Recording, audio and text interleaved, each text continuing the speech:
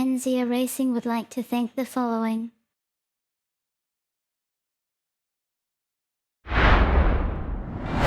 Welcome, everybody, to the Crux Cup Stellar Endurance Championships 2955 Grand Prix Qualifier number 1. I'm Red Monster SC. We are joined today by Papa Juggernaut. Hello, everybody. How you doing? Welcome in, race fans. Good to see you. Yeah, and Lens Nation below us here. Hello. Hello, and welcome to my dungeon. I am Lens Titan. Yeah. And, of course, Echo Bit over in the corner. So, Presiding Officer, Racing Professional Extraordinaire. Welcome in, everyone. yeah. Welcome. So, the Crux Cup Stellar Endurance Championship is a race of individual pilots who aim to score points across multiple Grand Prix for a spot in the top 15 Interstellar Champion leaderboards, proving they're the fastest pilots in the Empire and esports racing legends. The first Grand Prix will have our racers flying the Mirai Razor in a highly competitive 2-hour-long endurance race of the Super Dragon Tofu Run. It's a chance earning the title of the Dragon of Lorville and becoming a member of the legendary racer club, the Godly 15. Earning the club's name as a title and proving you're one of the Star Citizen's elite pilots.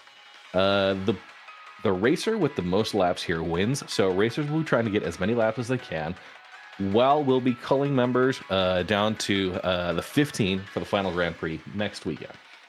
Today, we are doing the qualifiers for the US and Australian racers, so we'll see a handful of those, and they are competing against the other groups here. That's the Asian, EU qualifiers that are happening in a separate group.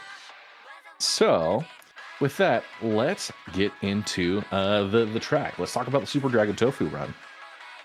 For anybody, whether you're involved in racing, if you're a racer, if you're on a racing org, if you're on staff somewhere, this is the track that is so impressive to everybody who takes a look at it. The total track length here is 258.6 kilometers. It is a long track. It is also 70 plus checkpoints. It is incredibly detailed. You have to know so much about where you're turning, why you're turning, when to turn, where to, all of these different details that really make this incredible. And there's a backstory to this track. Echo, am I remembering correctly? This was developed by you? It was built by me. So we did this last year for Crux Cup Delivery GP. And we've since expanded it into a full circuit to test the best pilots of the game at the most difficult racetrack, a tour of the complete city. That's it exactly. And this is one of my favorites because you not only taught me racing for the first time at Lorville. It wasn't on this particular track, but you did teach me at Lorville. And you know, of course, I love the black and gold theme of the city. But this is truly a wonderful tour of the industrial side of Lorville. But when you built this, obviously you did. There's a backstory to the entire construct of this thing. It was a popular family-run restaurant at the time called Super Dragon. It delivered tofu and karafi cube noodles out of the Lorville industrial outskirts. Unbeknownst to the father, a son and daughter practiced their flying skills with the C8X Pisces delivery ship, which I don't think we're going to be seeing any of those today. The two later signed up to and raced in what would become the Crux Cup Stellar Endurance Championships. So it's a beautiful tour of the entire city of Lorville. You really get to see the industrial side of the city. But it starts at the restaurant itself on the outskirts of the industry of District 4. You hit, I love this, you hit a few checkpoints delivery pilots would fly and key maneuvers made throughout Lorville's underground racing history. There are more than a few checkpoints, ladies and gentlemen. These are just what the drivers did.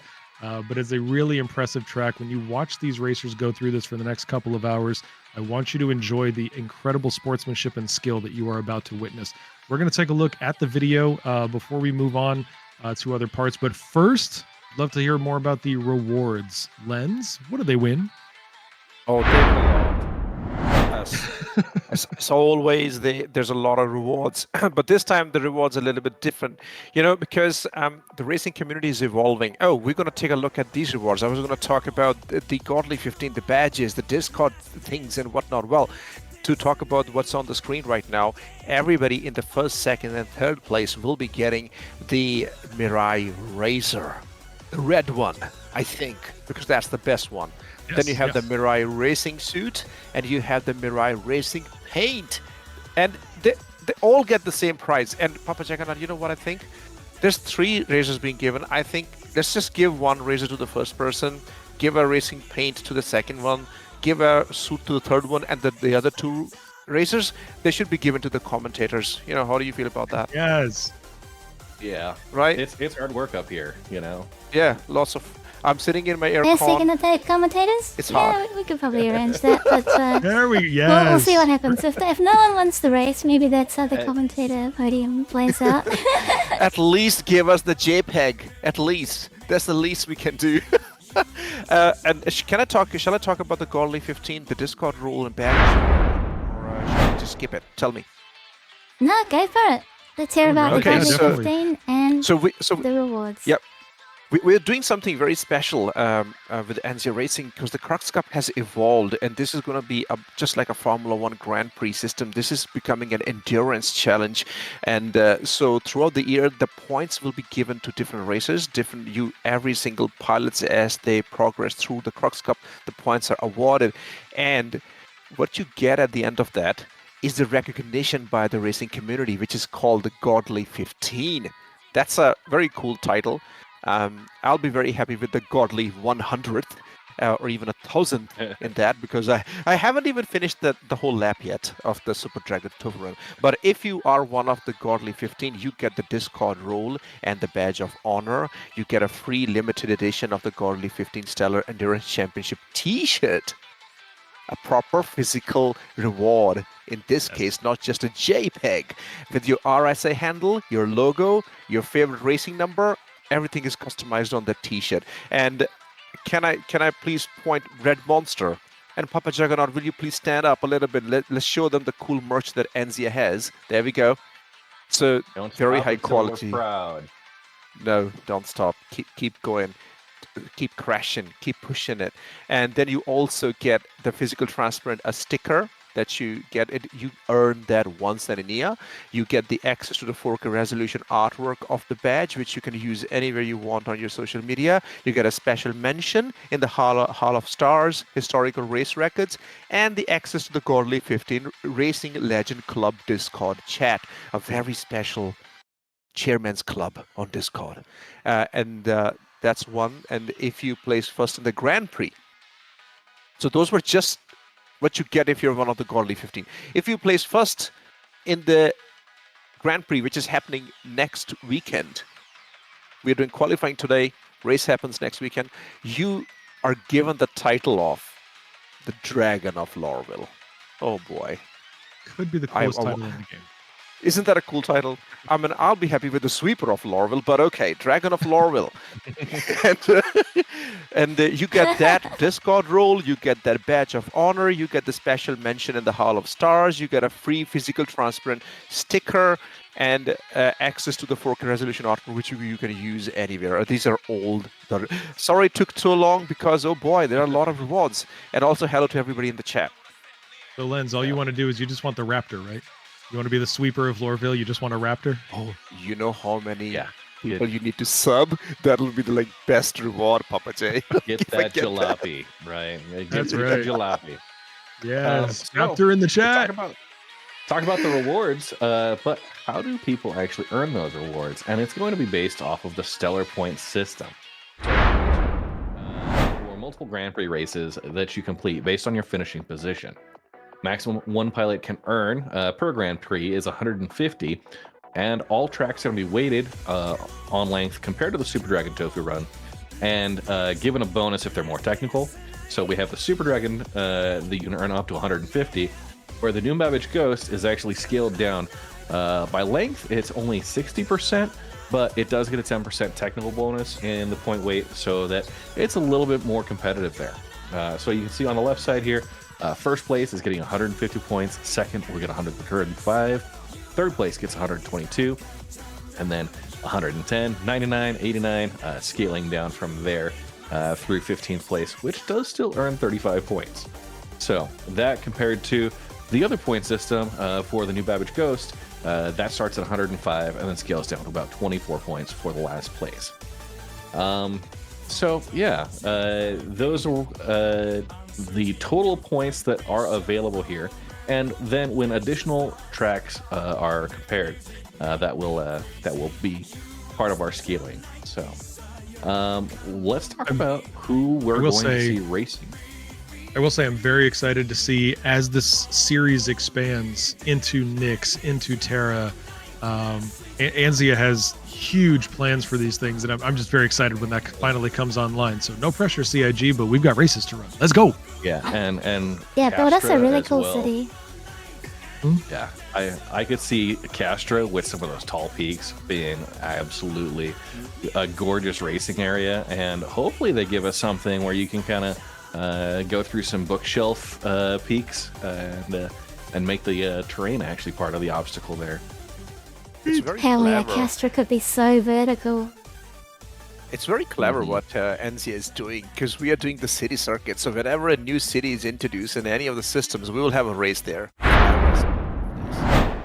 That's good. And I think a lot of race, and I know there's a lot of racing community. A lot of the racers are involved in the creation of these tracks. Like they all have their favorite technical challenges. So it's a very high ceiling to participate in these races. I tried to do the laps, but then I ran out of time because I had to run away from Australia for a bit. And it's a very challenging track. And if you're a racer, you will just do it. I know a few people who have been practicing on this track. They're not competing, but they're just doing the laps because they think that this track is beautiful. Yeah. And there is some reward there in order, in addition to just being able to run it, memorizing that track, understanding all the ins and outs, and the areas of the city that you're actually able to explore. Now, I have not run the full track here. We did a condensed version of the original Super Dragon Tofu run back when it was first debuted, before it was an extended map, extended track here. And that was, I will say, I'm a mediocre pilot. It was a very technical challenge for me as I was getting in there. I could see this being a lot more technical, and especially with the Mirai Razor. Did I see that they can get up to 600 meters a second flight speed with the current setup? Like insane. Yeah, they can, because Echo told me how to do it, and I was like, what? How? And it's a very different ship at that speed. However, I'm not a good pilot. I've seen you, Red, in the Crux Cup 24-hour, just sitting there chill, flying you, going through those tunnels on the Orison. Me and Papa Juggernaut are not like that. We are like, and we just crash and die. You saw the better parts. I will say, I woke up at 3 a.m. for my section there, and the first couple of times I was out, I got through like 5 or 6 of those tunnels in a row before I crashed, and then improved on that. But yeah, quite a few times I got right up to that final one, and there's a lot of paint marks that are suspiciously red over in those areas. So. I will say though, that's a very good point. The reason that we're not running this in ArtCorp is because for everybody who wins the red paint, when you crash, you can't tell. So it's less visually appealing. Technical points. That's right. Yeah, it's the brown pants strategy. I get it. So. Got it. All right, let's talk about our racers. We've got an incredible display of talent that's going to be happening in the next 2 hours. Let's start getting into who we are going to witness. We've got 1, 2, 7 today, I believe. We've got 7 talented racers. Who would like to get us started? Looks like we're going to start it off with Shaq New, who's going to be supported by the XGR pit crew. Shaq New with number 3 on there. Next up, Liquid Prime. Supported by the Sanguis Luna crew, rocking the 4th place with that. Interestingly, I think that it's worth noting that 3 out of today's 7 racers are Sanguis Luna members. They're going to be supported by Sanguis Luna, I could say. So we've got Liquid Prime, and then 2 more that we're going to be talking about. But our number 3 on the track right now, we've got Tint running number 7. Just a beautiful track here of Mirai Razors that are going to be going around this track, but Tint in number 7. And then we have the man himself, Jelly Headmade. Everybody knows Jelly. He's also one of the Sanguis Luna pit crew, running number 8. Jelly is like extremely fast. That's all I'm gonna say. I can barely ever see him on the track. He's just gone so far ahead. And after Jelly had made is Qualsar. Yay, Qualsar! If he was here with us, there will be some sound playing because that's how he introduces himself. Qualsar is taking time off from Dune, and finally has decided to grace Star Citizen, running number 12 with Sangustuna again. Go ahead. Up Monster, next, back to you. Up next, we've got Nafty, who is number 15. You can see right there on the nose of the razor, Nafty running number 15. And last, but certainly not least, in our legends, all 7 of these are incredibly talented people. Red, who do we have? That Canadian Maverick. He hails from the Red Legion, one of our folks helping to establish our esports racing crew. And we definitely poached him out of this ANSI racing community for the great work he did. Rocking number 17 on the qualifiers here. So keep that in mind, everybody. You heard Red admit this. They poached Canadian Maverick from ANSI Racing. So if Red Monster's audio suddenly goes out or we lose video connection, it's nothing personal. Wink, wink. So we know this, that Red is definitely backing Canadian Maverick. I am backing Nafty today because he said thanks to me in the chat just a little earlier. So wow. I won. You have a low bar of support, sir. Yeah, I was gonna say I'm willing to admit what Canadian Maverick bribed me to join my crew. So Okay. How about you, Papa J? Who are you backing? You have to pick one favorite. I can't pick one favorite. I've got 2 personal friends on here. I've got Tint and Kelsar. Kelsar, in fact, I know personally, IRL. But I do think it's worth noting that all 7 of these competitors are legends in the racing community. They're all well-known, incredibly talented people, and looking forward to seeing them fly around this incredibly complex track. This is going to be a heck of a good time. Yeah, a lot of great names out there in the racing community, and I don't think there's anybody out here that we would be disappointed to see win, right? Ooh. Everybody's got a shot. Everybody's going to have people rooting for them. We got a lot of folks in chat. Let's hype up your favorite racers as we're getting prepared to get started. So, quick reminder for everybody, especially if you are watching this live in chat, if you would like to use all of the ANSI sub emotes, all you've got to do is drop that sub. I believe it should be discounted for most people right now. Drop a sub to the channel, you get access to all of it, and it's a great way to support ANSI Racing, who is putting on events like this. You can also check out their merch store, but we'll talk about that later. For now, I think, we should probably get into that overdue video track guide. Let's go ahead and tackle that. We want to show you how this race is going to be run. You've got yourself some explaining to do, Echo.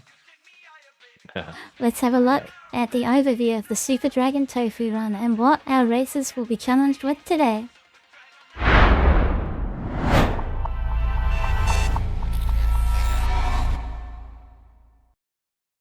Welcome to the Super Dragon Tofu Run, a highly technical circuit inspired by the Karafi delivery pilots of Lorville. To reach the starting point, begin at Lorville Spaceport and fly to the end of the outskirts of Gate 4. Head towards the smaller area of industry at the end of Gate 4 outskirts on the right. The neon and lamp bridge between its 2 largest buildings is the start line of the Super Dragon Tofu Run. Pass under it with a heading of 20 degrees on your compass and fly over the giant turbines towards the side entry of Gate 4's pipe tunnel network. On entry of the tunnel, your first major obstacle are 3 large pipes. You can go high or low for more space. Travel down the Gate 4 outskirts pipework until you see the words Hurston Dynamics on the right and a large gap. Turn right into this gap to exit the pipework and into this open space. Industry blocks your way. Turn right just before the wall to enter an adjacent tunnel and immediately exit left towards a massive loading dock. After the loading dock, turn right and go through the bottom of the tunnel wall. Then fly close to the ground to go under the pipes towards Gate 3. Go through the well-lit, top-level tunnel gap while passing Gate 3. This will set you up nicely for entry into the Gate 3 outskirts tunnel. You're looking for an intersection called the Sire Split in Gate 3's tunnel. It's marked with neon signs on the right, indicating the intersection is coming up in 500 meters. Take a left at the solid yellow lights that indicate the corners of the intersection. At the end of the tunnel, exit right and follow the pipes towards the industrial city outskirts. This next section is called District 3. It contains many restricted zones that you will be dipping in and out of. You are aiming to go around this administration tower on the right with an overhang, and then left of a thin observation tower with a holographic red and white blade edge. Next, line yourself up with this giant crane and prepare to weave around it on the left, and then to the right of the tall chimney stacked building after that. And towards the nearest crane on the corner of this industry area. Pass around it on the left, and the administration overhang building right after it, and prepare to swing a hard right into the top of these 3 loading docks. Pass this tower on the right, and gently turn left towards a pair of loading docks that sit between 2 industrial walls. Next are a pair of hollow cranes along the outer wall.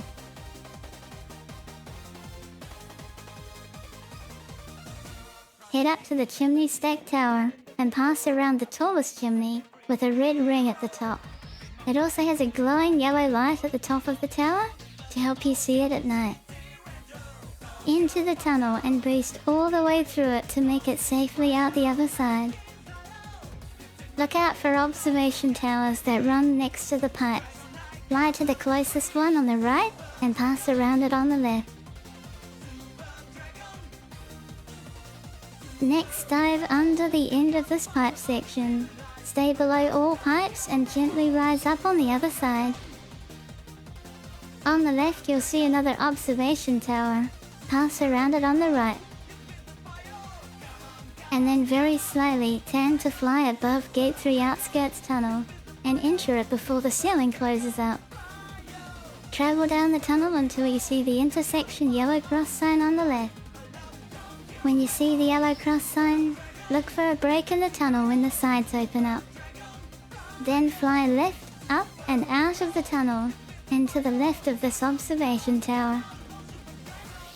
The next section is a flight through the Lowville CBD trenches. First, fly through the top of these loading docks next to Gate 3 before heading down into the city trenches themselves. Into Gate 3 city trenches below this loading dock and stay below all overhead neon bridges while inside the trenchway. Take a left at this intersection to join the Gate 2 city trenchway. Next, take 2 right-hand turns before the CBD to transfer to Gate 1 City Trenchway. Follow Gate 1 City Trenchway all the way to the end. Exit Gate 1 City Trench after the last overhead bridge and go through the top of the loading dock of Gate 1. Take a gentle left turn towards the side of Gate 1 outskirts tunnel and aim to enter it through the side landing bay. Fly down Gate 1 outskirts tunnel to the end. Stay on target.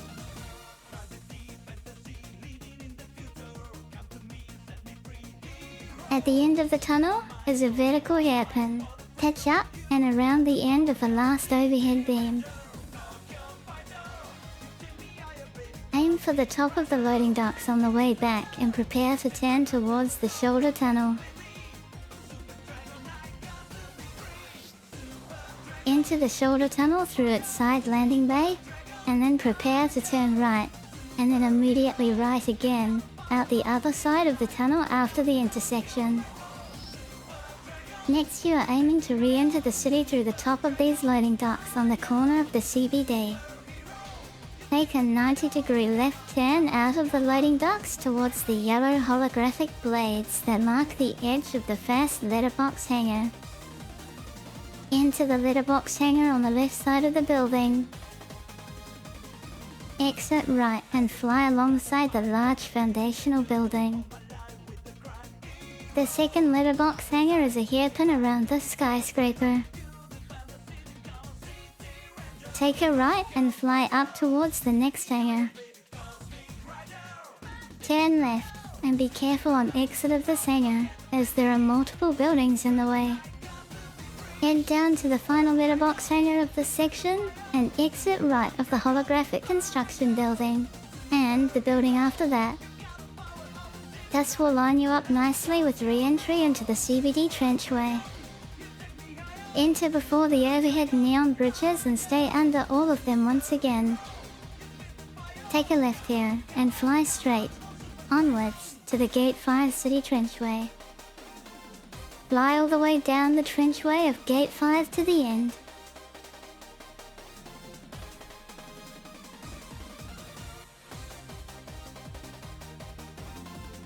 At the last loading dock just before Gate 5, swing a sharp left up and out of the trenchway.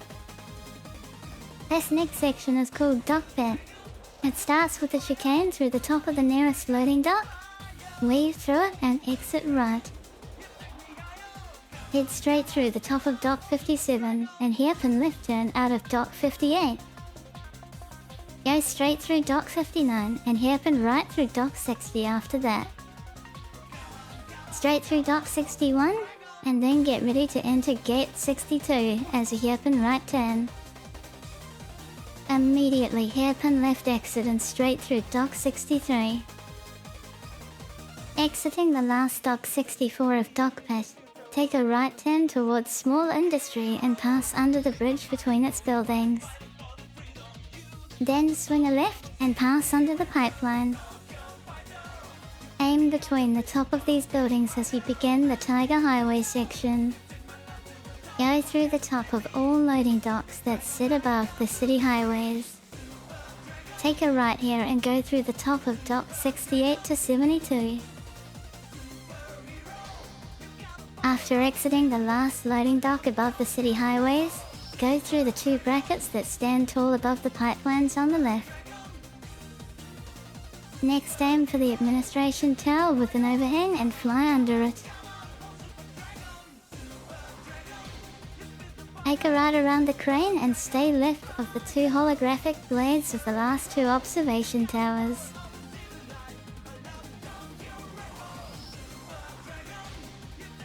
This completes a lap of the Super Dragon Tofu run.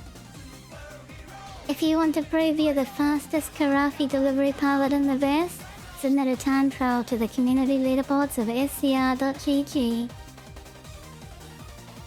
This track was made for competitive esports ship racing. Race together by visiting enzaracing.com.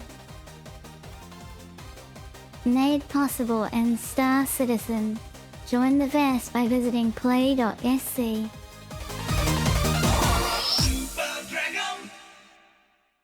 Enzia Racing would like to thank the following.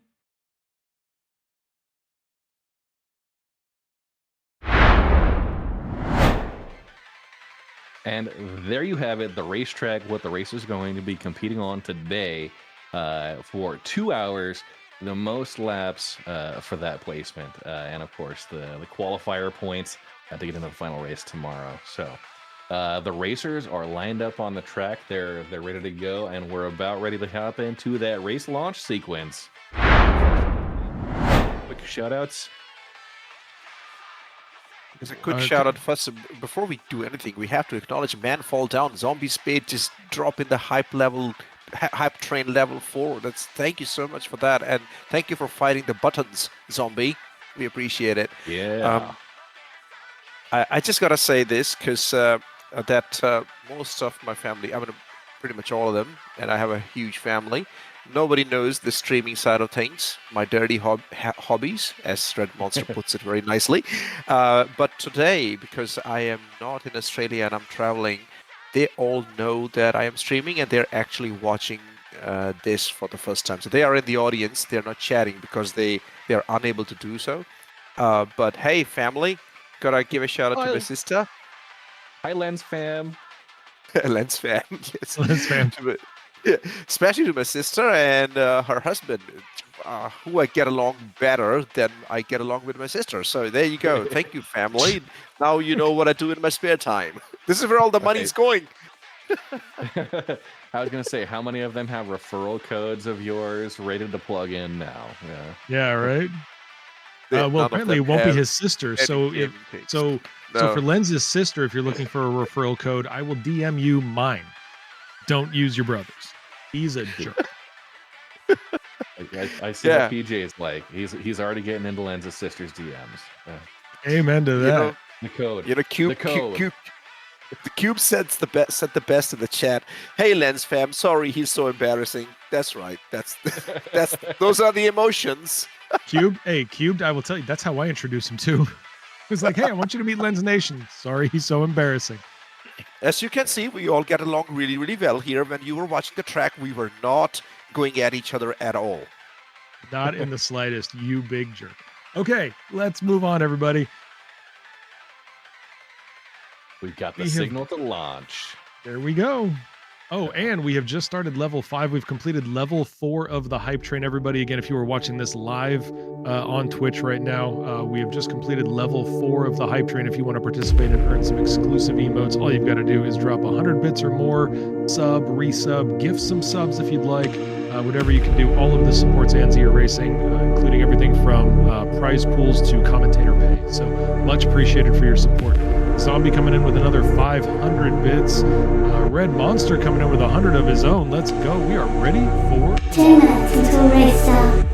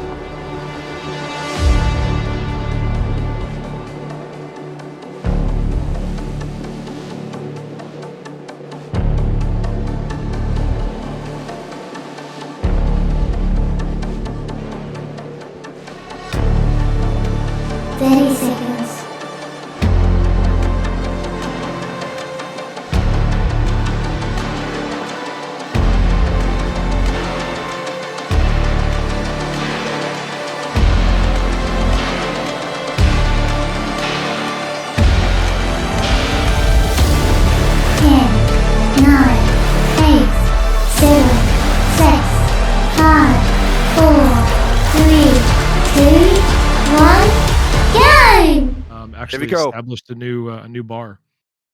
Yeah, definitely. And the race is off. Folks are getting out into positions. Whose view are we watching? Echo. We are watching Liquid Prime. Liquid Prime. Right next to Shaggy there in number 2. Liquid Prime. You see that head movement every now and then, likely using the Toby head and eye tracker. How is he going so fast on this track? What? Papa J, what is this? What are these speeds? Oh my god. This is why I can't race. Oh my lord. No. Shaq knew there. Oh my god. Yeah, Shaknu's just going As ahead. they have an overview with Oleg here, so you can see how close they are Oleg. as well.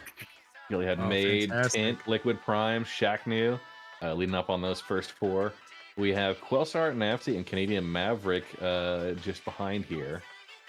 Very So, cool. yeah, Jellyhead. these But with this being our first overhead shot, I just want to remind everybody when I was talking about the track, when I said that this showcases the industrial side of Lorville, this really does. You're going to get a full tour, both from the racer perspective and overhead shots. You're going to get a full tour of how industrial this new Lorville 2.0 really is. Really, really cool stuff to watch here. And the detail that CIG has paid is just, it's a great setting for this race.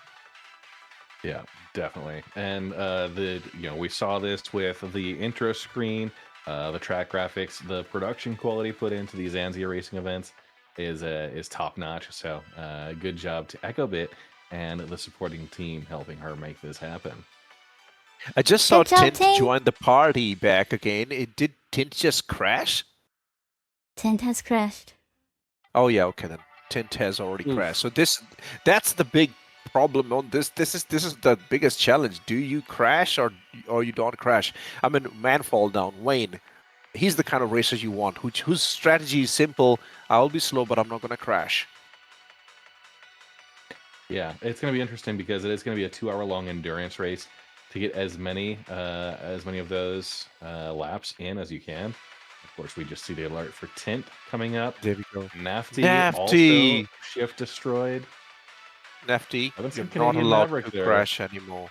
Yeah, I'm not happy about that. Nafty, you're not allowed to crash anymore. I'm backing you, man. Come on. You get Actually, one what per we see on race, and that's screen- it. No more crashing. Yeah, exactly. You've met the quota. Thank you. But what you see on screen, folks, is something that you hopefully noticed in the overview video as well when we were taking a look at the track. There's a lot of restricted areas in this, so you're going to see that appear quite often on stream or on the screen here. There's a lot of restricted areas. We are just leaving one right now, but yeah, there's quite a few places where there are some tight turns and some places you are not supposed to be. Yeah, and you look at these corners; they are cutting the nose off of these ships, just scraping right by. You see that line there. Some of these the obstacles, right? You've got little beams and stuff that come down and occlude some of the area. You've got to be very careful on these corners because it is razor thin margins, and you will very quickly wrap yourself around one of those obstacles in your own fiery doom. As has apparently happened at least twice so far. Yeah, definitely a track that's going to have a lot of people succumbing to injuries. So we see a Shaq. Well, we will soon have a very new the medical gameplay to sort that out. Not a worry. You know, these tunnels, especially right now, the tunnel that we're seeing, this has those beams that stick out, and there are like those collision zones. It's a very, very tricky flying through these tunnels, especially if you're trying to overtake somebody, which is hard. Also, can I point out? Have a look at the speed this ship is going right now. Look at the speeds. They're touching 600. Yeah, we're seeing. Yeah, it's very amazing. It's a very cool trick. There we go. There we go. No, we're getting to 600 right now. Yeah, 600. And the thing is, like, this is what very cool. I got to know about this because I was practicing with Echo. So all of these racers to participate here, they did not spawn on Lorville, if I'm correct. They actually spawn on Avers Harbor, do that thingy with the ship landing gear up and down, and then they manually fly from Avers Harbor to Lorville racetrack and not change anything on the ship if they want to keep their 600 speed. So if they crash, I don't know if they're going to spawn in Lorville or they're going to repeat the same, because if you just use your stock Razor, you cannot go this fast. I think, how much speed do you gain by that, Echo? Yeah, Echo, can you give us a walkthrough of what this is? You gain a good 100 meters per second. Now, Yogi talked about this on Star Citizen Live, the last one that he was on, when he was talking about what he wants to do when he kills nav mode. And as quantum boosting comes online, as control surfaces come online, so too will the restricted speed that master modes enforces go away. And that data is staged in the game, and at the moment it can be loaded in by toggling the top speed restriction check in space to load in the unrestricted top speed, and then you bring that down by manually flying into the atmosphere, and you gain the unrestricted quantum boosting top speed. So that's how these races are doing above standard Razor and above standard Master Mode speeds at the moment. We wanted that for the competition because racers like to go faster, and you also gain more aerodynamic control the faster you go, which makes the Razor even more fun to fly. So Echo, I don't know what insights you have into the specific team strategies, or if there was any direction provided by race staff. But if there's a crash, which obviously there already have been, are these racers respawning at Everest in order to regain that advantage, or are they? How is that going to be working for them? Or are they going to be at a disadvantage since their first crash?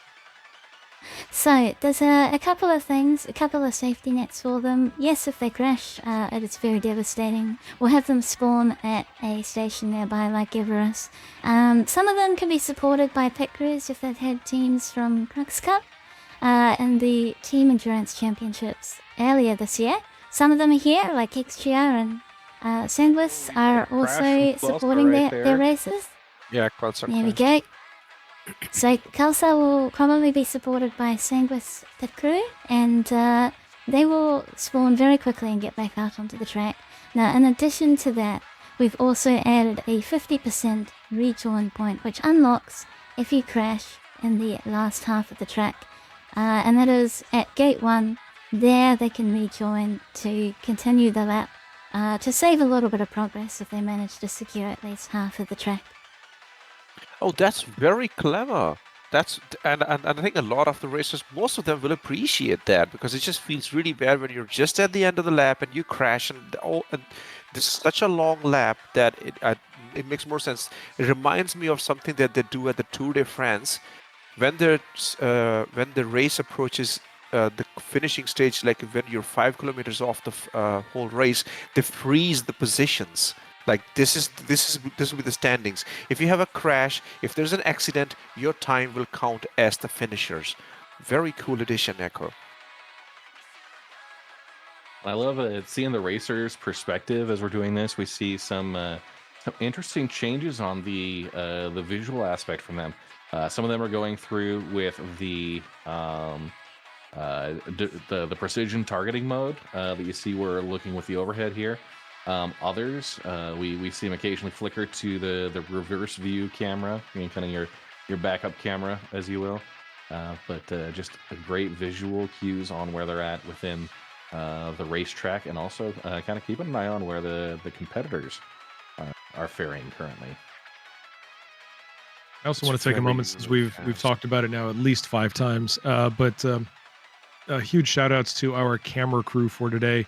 Whenever we're not watching a specific racer's perspective, we are watching some of our camera crew. They have done an amazing job so far, and they've got another hour plus. What are we looking at here? Quite a bit of time here that they're going to be keeping us involved with some amazing visuals here. So thank you so much to Oleg. Again, the racers that are doing this. Echo, who else do we have that is running these camera reviews that's not racing? It's Oleg and we also have our today, event staff. Oh. It's just Oleg as our dedicated camera for this race, but we also have access to Draconis, Tiger, and Noise Maze, who are also providing their point of view. Sergeant Griff is also here as well, and Astromedic, our EMS officer on standby, also available as a camera. So All we'll check those people. out as the race progresses. Awesome. Thank you for that. Appreciate it for everybody that is loaning their camera to us. Also want to give a shout out on the visual team. We have a virtual photographer, Andrew MI66, one of the most well-known and well-earned recognized virtual photographers in the Star Citizen community. Andrew started doing virtual photography for Anzia, I think, also at the beginning of the Crux Cup series. Very happy to have him with us. So stay tuned after the race. Make sure to follow Anzia Racing on all the socials, and you will find some beautiful visuals coming up soon. Yeah. It's always nice to see those cinematic virtual photography angles. It's hard to capture the ships going at such a high speed, but Andrew is up for it. He's really good. There have been multiple ships. Yeah, even Nafty has crashed again earlier. Even that happened. Yay. Is Noisemace the director? The Noisemace is the race director today, and is Farakol also here with us today or for that, Echo? Edico will be with us in the EU race. EU Just session. Noise Maze is our race director today. Yeah. We've got our race officers now. Sergeant Griff, who's the check paint observer and salvage. We have Astromedic, Zollner, that are Astromedics are 50% rejoin marker. Zollner for the EU session over at District 3. So keeping up there. Astromedic is also a very fast pilot. He's already won himself the Terrapin competing in the Crux Cup. He won the Open GP, right? Yeah, I think he won the Open GP. Astromedic and Dupe, who was also here with us in the chat. Dupe. I want to ask you guys, what do you think of the Kruger L21 Wolf? Do you like the new Kruger ship? Oh, What don't you like? Beautiful. I think they did a really great job with the sound design. It's a little loud, but maybe that's what they were intending. But it does have a very aggressive, almost predator-like purr to it. And of course, with 4,300 rounds on those ballistic cannons, you're raining down fire for an extended period of time. Yeah, I do appreciate the lore creativity that they're sharing. Kelsar. Kelsar down again. Right after the 50% rejoin. Now, does that get him reset back to the start, or he gets the 50% again? He gets the 50% again. Yeah, unfortunate crashing going through there. But hang in there, Kelsa. We believe in you. Yeah. Real quickly, I mean, guys, that means we've only got 4 racers out of the 7 that have completed lap number 1. We've still got 3 that have yet to cross that line. Yeah, and we see Shaq Liquid, Jellyhead made both, pretty close on those top 3. Canadian Maverick getting a smoother run. The time delay there, 2 minutes behind. So obviously getting clued in on some of the advanced speed features, maybe a thing there. But yeah, 4 out of the 7 completed 1 lap, and I think our lap time was about 8.5, almost 9 minutes. So. With the time we've got, if you can run smooth, that's the main thing. The 2-minute delay on, kind of that 2-minute lag behind the lead for Canadian Maverick, that is probably easier to manage than a crash and rejoin, which would obviously, we see it taking 8-9 minutes to get back in. So. Yeah, absolutely true. It's better to be slow than to be dead. Yeah. So this is there we go. Jellymate has just rejoined, so that's great. But the interesting thing is, I think it's worth calling out here that we're seeing essentially the same gap. It hasn't shifted pretty dramatically between Shaqnu and Liquid. Good lord. Liquid Prime. I was like Tins. No, it's not Tin. But between Shaqnu and Liquid Prime, they've had this healthy gap between them, but they're very healthy in place 1 and 2. Obviously demonstrating some mastery of the track here, mastery of the vehicle, some clean runs. I love these channels that they are dropping into, right? You've got the pipe corridor, and yeah, just honestly, I feel like you're about to try and bullseye a ventilation shaft on the Death Star. Yes. When I was going through here. Stay on target. This part of the track is very cool, where you do the up and down, and this is so clever. Like, look at that, and you have to go through those docking arches. My God, crazy. As a racer, you'll enjoy this. The barrel roll is optional, but certainly enjoyable. So, barrel roll's a flex. It's good fun. Look at that skill. That's my gosh! Wow. Stars rejoined. It will take me 2 days to complete that section that we just saw. Yeah, were we joking about the brown pants strategy before? That's valid strategy. If I was riding passenger here, delivering tofu, yeah. Yeah. Yeah, our packaging is brown bags as well, and for a very good reason. I think it was in Top Gun. I don't remember whose number 2 it was, But whoever the navigator was in the plane, it was like, "You're gonna do what?" I could see me saying that for 2 hours straight if I was in the back seat of these things. Well, we're still waiting for Tint, Quellstar, and Nafty to finish one lap. I have a question for Echo. Echo, so we have 7 people racing right now, right? And then we have the EU session. So to participate in the final race next weekend, everybody has to do the Well, start with qualifying another run. crash. Is it? Oh, sad. They do have to qualify and make the most laps they can in the session to make it into that top 15 for the final Grand Prix. It's not like that they can just submit their own lap times on SCR like we Oh did no, it. they've done that. For That was the races. previous week. Yeah. So we did time trials in your own time for a week. We asked for 60 players if we could. But these ones have submitted, and now we're culling down 18 down to 15. So not everyone's gonna make it today. Oh, great. Let's see who does so far. Shaqnu, Liquid, Jelly, and Canadian Mav are leading. Like they have at least finished laps. Tint, Quellstar, Nafty, not so lucky. We're about to wrap up 17 minutes in. We're going to see lap 2 start checking in for Shaqnu, Liquid Prime up at the top. Now, Jellyhead Made did have a crash that he's rejoined, so we'll probably see Canadian Maverick wrap lap 2 ahead of Jellyhead Made, but we'll see if they can maintain. And of course, Quillsar rejoining the 3rd time shortly after his 3rd crash. He was rejoining at the 50% mark and only got part of the way through that. Here we see Canadian Maverick down the trench.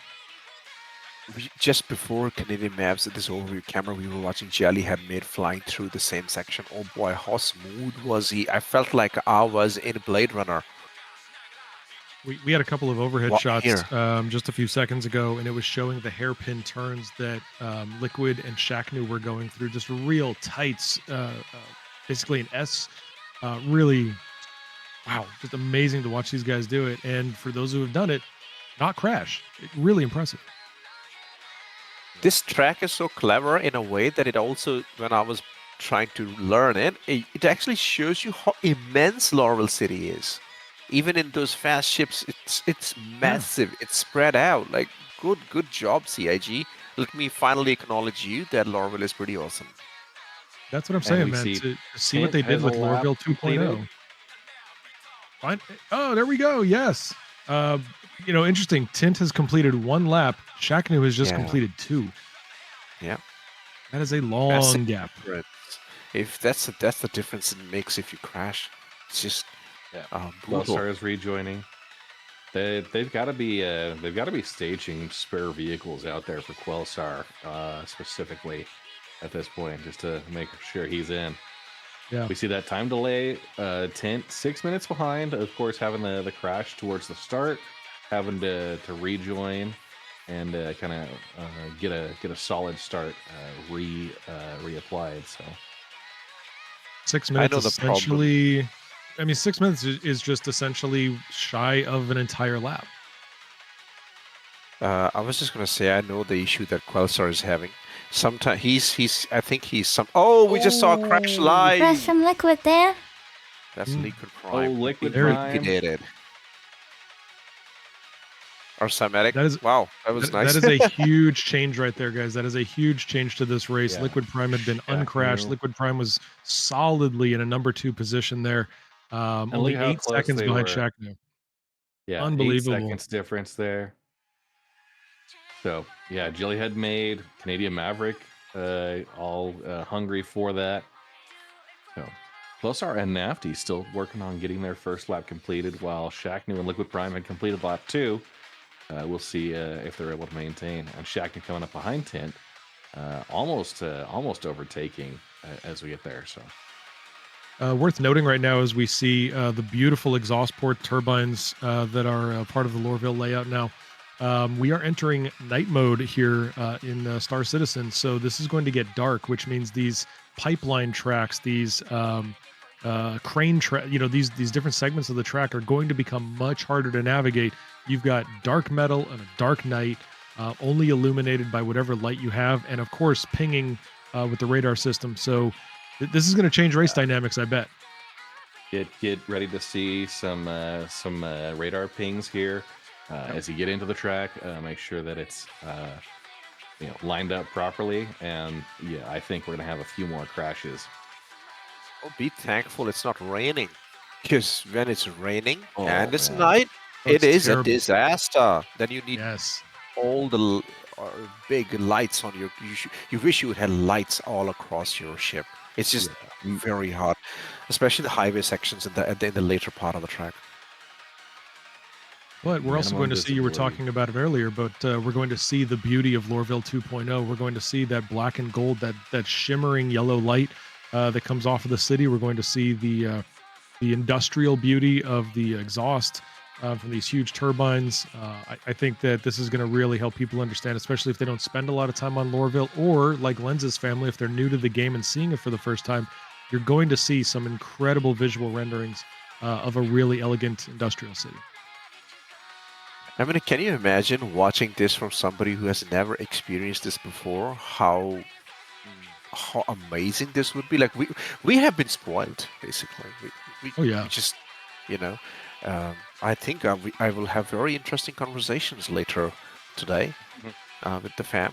Because how beautiful is this shot? Look at the beauty of the sun setting. Oh, amazing! Oh The boy, city's this is starting to Blade light up. Runner. Yep. Nice. The Lorville 2.0, they really did a fantastic job getting the city's character really nailed.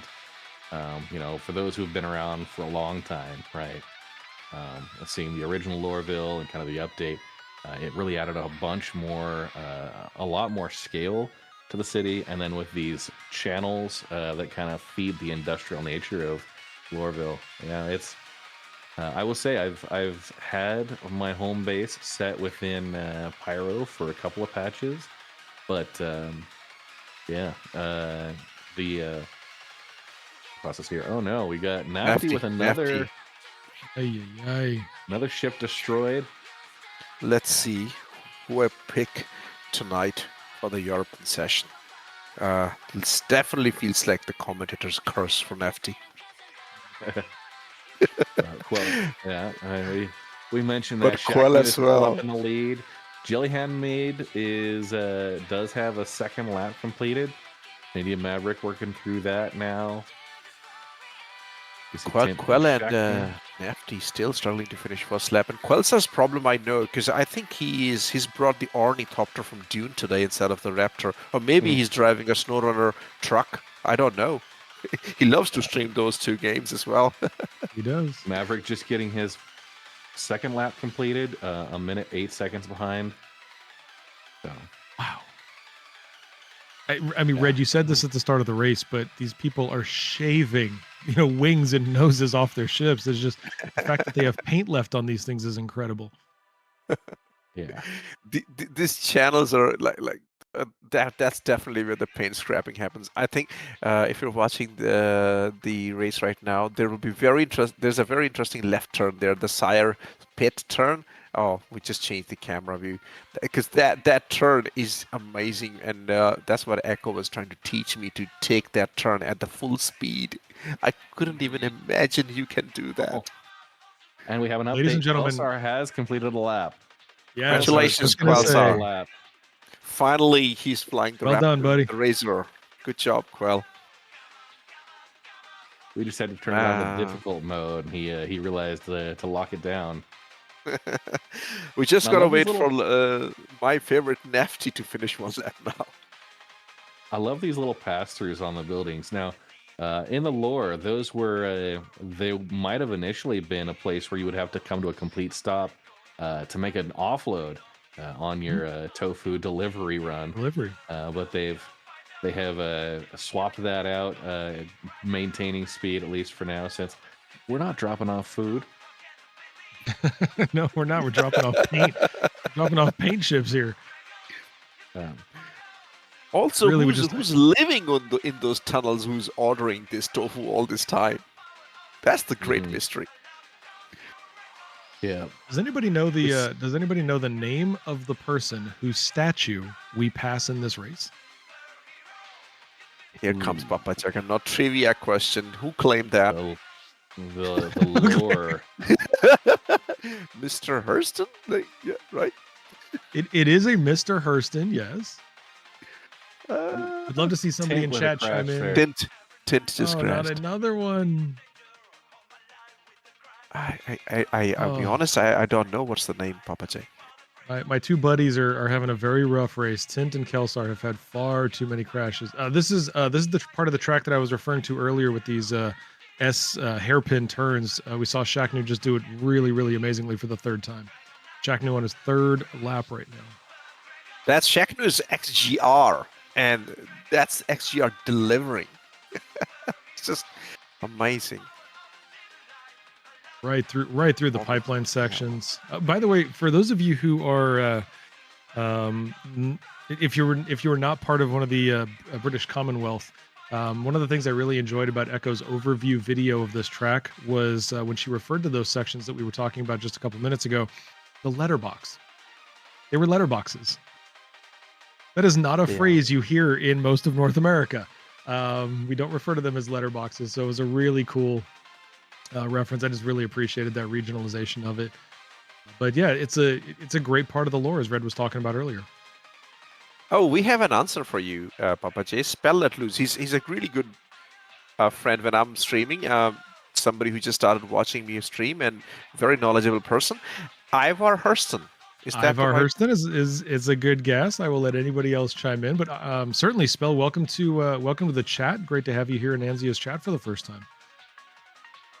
Spell Let Loose. Now, I have to mention this. It's a very clever name because Spell Let Loose loves Hogwarts Legacy and Hell Let Loose. And look at the name he's chosen. Spell Let Loose. Got it. Okay.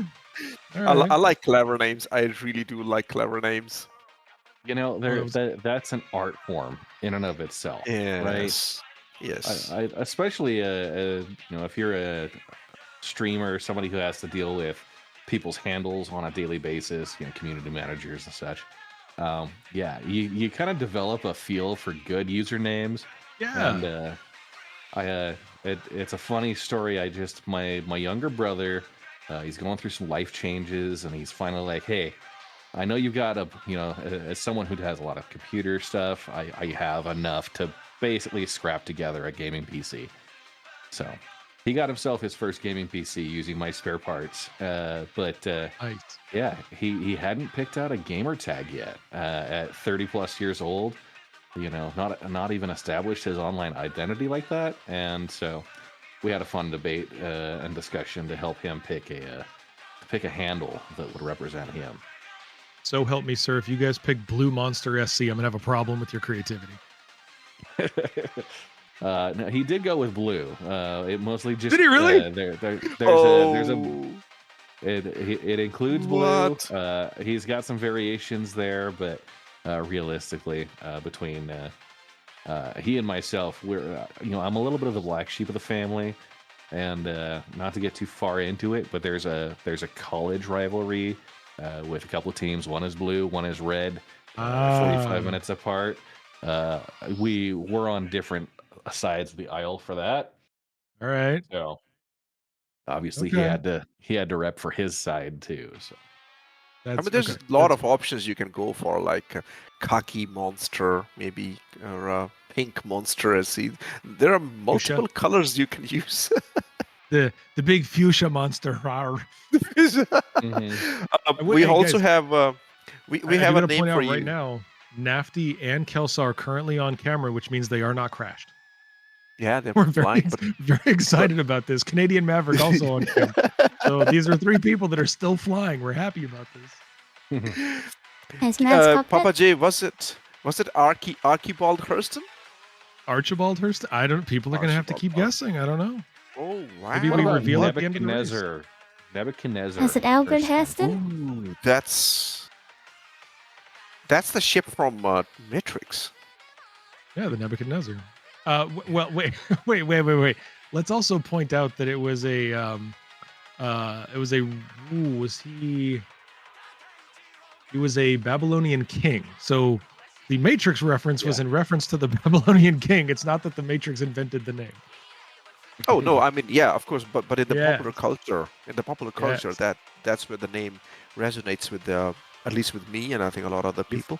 So Hang on, did you just discount Babylonian kings as not popular culture? Right? I just gonna might say, have done that. Yes. I would love to think of the fact that more people have watched The Matrix than read the Bible. That would be fantastic. Honestly, yeah. Probably, yeah. To skirt the discussion of religion or politics, this racetrack is fantastic.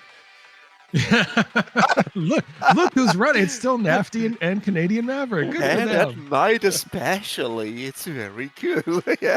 This is guys, but this is what I'm talking about. This is what I loved about Lorville even before 2.0. My very first home in Star Citizen was Lorville. This was how I started my adventure in this game. I've loved the city. It always hasn't been my home, but it's got a special place because it absolutely was the first place. And then when I saw 2.0, I was like, oh, black and gold. Yes. And I love coming back here. Black Nice. and gold, obviously. I been started around on long Port enough. Hollister. Yeah, I wanted to ask Red. Where did you start? Yeah, the first home I had in Star Citizen was a dingy rock hangar. Right, it was carved out of a crater somewhere, and that's all we had. We had the little flight pod to get into Arena Commander. You could pull your ships up in the hangar, but it was pre-Persistent Universe. And then, of course, Port Olisar, where we all got our starts. Sure. I joined in 2018, so yeah, very, very cool. Ooh, you've got plenty of time on me. I started maybe 4 years ago, so I was probably on 2021.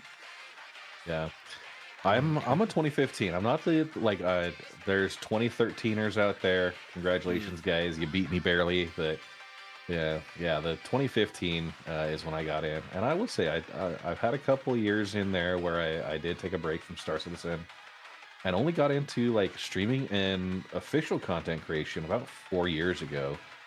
Coming up, I think 4 or 5 with an anniversary soon. So.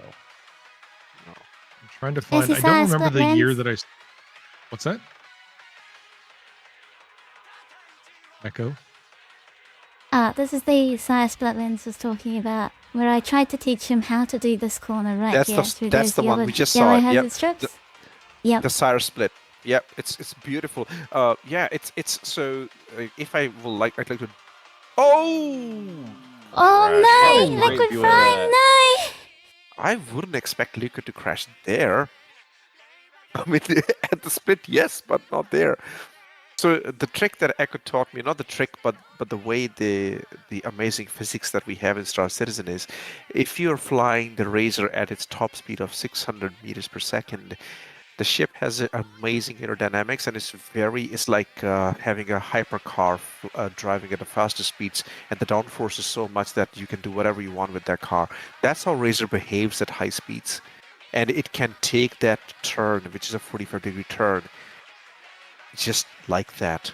You don't have to slow down, you don't have to use any brakes, you just turn your ship and it just goes, but you have to be very precise with your turning. Yep. This And is I'll an say incredible it's game, about 150 meters wide, and these ships are maybe twice the length of a real car. And to do that at 600 meters per second, that's not kilometers per hour, or miles per hour, that's even meters more per than second. that. Meters per second. At that speed, in that Yes. tiny little tunnel, that is the feeling. When racers get it, they feel like they can achieve and do anything when they achieve that. And that is, if you can practice that, you are capable of pushing the Mariah Racer to its absolute limits and getting that feeling these racers have with such control and mastery over their spacecraft. G cubed in chat with the quick math here, saying that's 2,160 kilometers an hour. And for us 30 Freedom Unit users, 1,342 miles an hour. Beautiful. Awesome, Cube. Thank you for maths, because I have always struggled with that. Thank you. Appreciate it. If anybody's approaching Star Split and we have the camera, we'd love to see that again, because it is incredible. You have to experience it. I mean, we're chatting about it, we're saying this track is amazing, but you really have to fly it to really understand how amazing it actually is. It's like watching the Nürburgring on a camera and saying, yep, long track, lots of turns, but once you're on the track, That's when you really understand the glory and the technical sections of that. We see Nafty has completed a lap finally. Oh, rejoice! Got the check in. We are we're 36-ish, 35 and a half minutes into the race right now. So just about a quarter in. And working our way Great through. shot. I have to say, good job, Sheknu. Like, we are barely talking about Sheknu because he's being perfect. Sitting there on the top spot, 3 laps down, no complications. Wow, good job, XGR crew. Now Yeah, I'm you're gonna tempted to see- start DMing Canadian Maverick and telling him to keep it up, but I don't want to distract him. Right. I have tried everything with Nafty. Nothing is working. Come on, Nafty, go, go, go. While we've got all these racers on the track, unfortunately, we did just have that one crash, but I do want to remind everybody, if you would like to pick up your very own Anzia Racing merch, you will see links dropped in chat throughout the broadcast. In fact, I can do it right now, I think. Oh, okay, if I hit the enter button. There we go. There we go. Yes, the echo's even better than I am. So all you guys got to do is check out that link. You can pick up a wide variety of different merch items, all supporting Anzia Racing, which again is what allows some of the prize pools to be created, some of the rewards for the racers and staff and things like that. So please make sure you check that out. You will have unique Star Citizen merch because this comes directly to you from Anzia Racing. So click the links. And I gotta say, the shirts, phenomenally comfortable, very well designed. Yes. You know, you get certain shirts you like to wear around. Like this is, you know, I preserve these, right? You have shirts that you can wear out doing yard work and out on the town or whatever. That's fine. But you know, when you want to look good, these are definitely some of the shirts, and it's a good conversation starter. Some of them even have customization options. So. Yeah, you were reading earlier when we were talking about it. You were reading the quote in the top: "Don't stop until you're proud." Great racing slogan. That's what Anzia is going with now with the Endurance Championship. Fantastic. Or is it the Anzia slogan now, Echo? It's I think it's a statement that individual racers should hold in their hearts, that they should keep racing as individuals in such a competition like Stellar, where they prove themselves as the elite pilots of a interstellar race. Don't stop until you're proud, racers. Keep racing, keep pushing the limits of these ships. Space Simulation and Star Citizen. You're all incredible and we love watching you. Huge blackout area here in the racetrack. Jelly just covered it.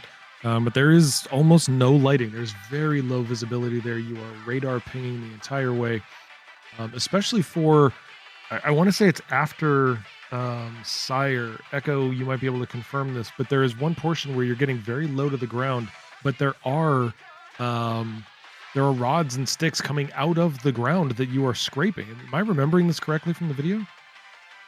Oh yeah, so the CBD, the trenches, and they're filled with pipes, all manner of antenna.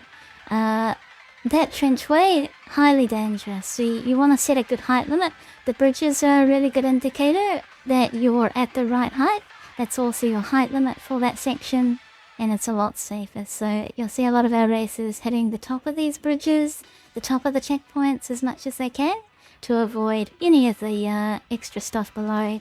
And also at the beginning of the race, when you're quite low to the ground following the terrain, there's a lot of trash around Heston there. So I think Liquid is going through that right now. You can see the ground on his right. It's a bit dark, but there can be some pillars that stick up in the dirt here, and racers have to be high enough to avoid those too.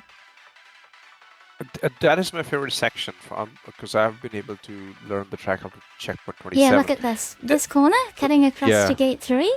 All of these pillars start getting in the way as you cut underneath the pipe, and they have to radar ping.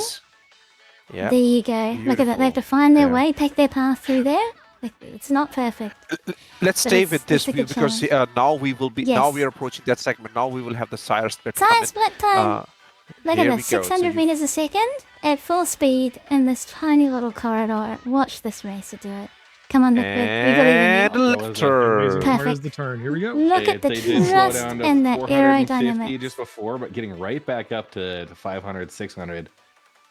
And that's where we saw Wow. Shaq. Was that?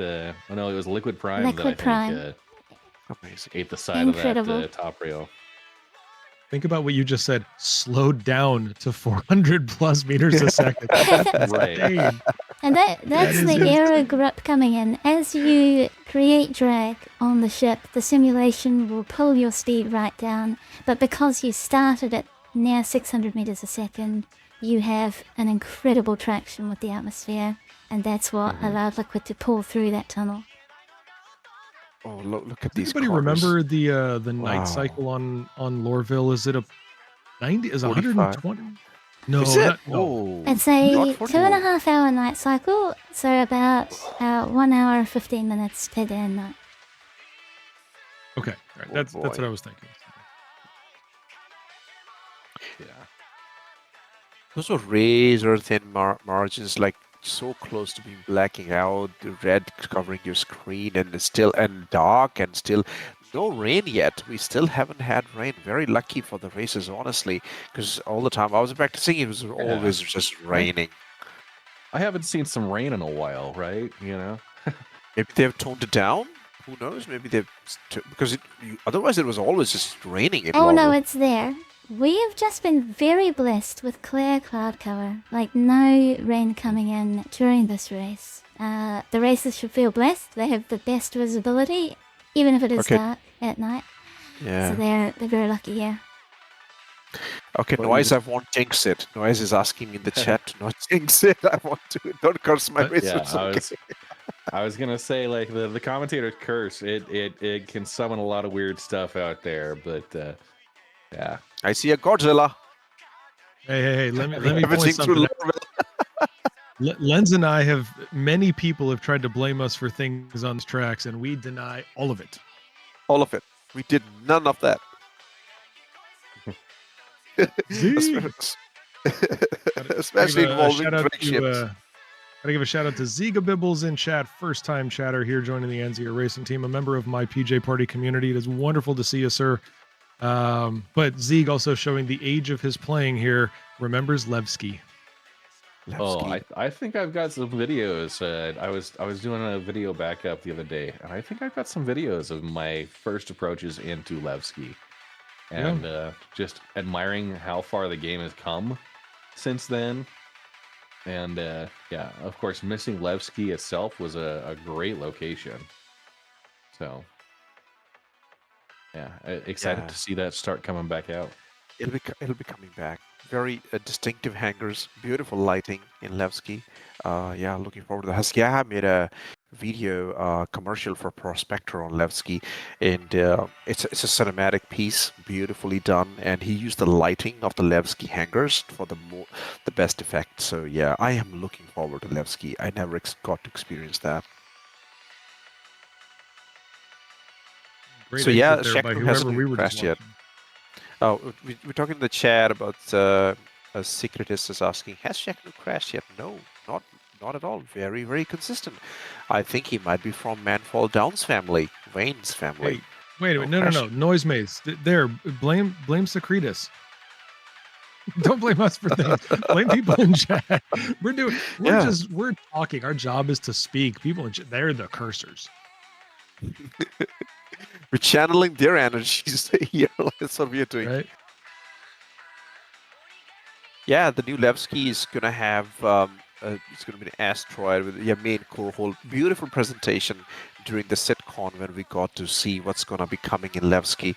A lot of exciting stuff. Things are definitely moving in Star Citizen verse because we are having so many new things just being introduced to us. Yeah. Last year CitizenCon was great. Who's excited? We're just about a month away right now from Digital CitizenCon. It's going to be a 2-hour-long live stream presentation. Yeah, I'm certainly excited Oh. myself. Red, can you shout anybody- out the thing you'll be doing? Are you allowed to talk about that? Yeah, it's CIG is sending out staff to a handful of watch parties that have popped up around the globe. And I am actually one of the hosts and organizers for my local group that we ended up getting selected. So we'll have CIG in attendance for the Wow. Utah Bar Citizens.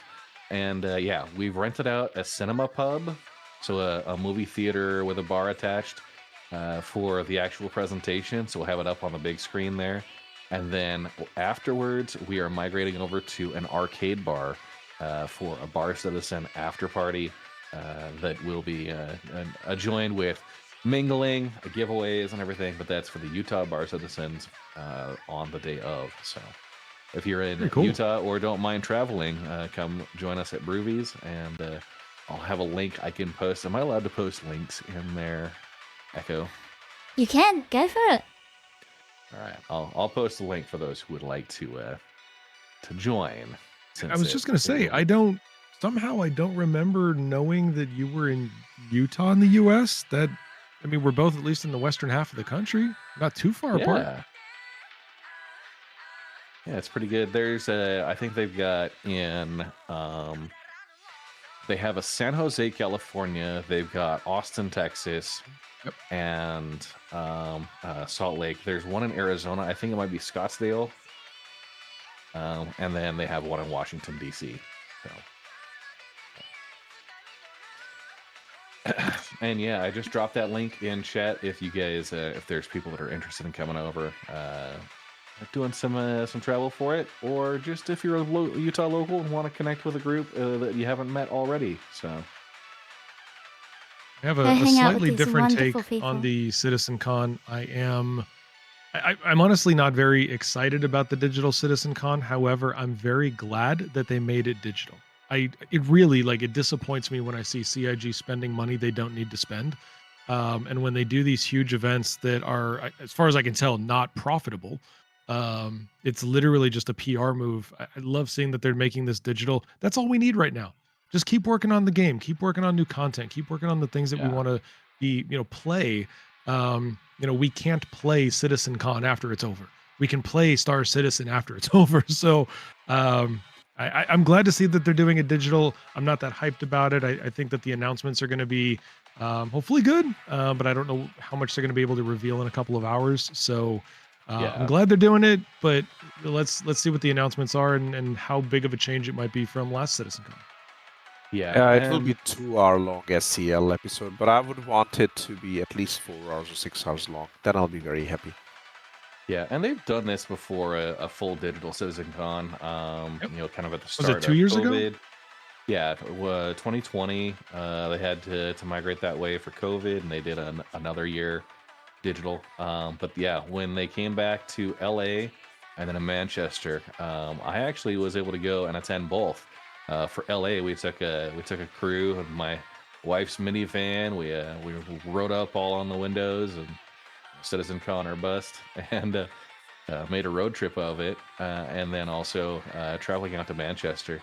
The community around those events is what is probably one of my favorite aspects, and the Bar Citizen movement has been really great in connecting with like-minded gamers and establishing new relationships, but also solidifying relationships with people that you know and game with all the time, but they might be in a different time zone.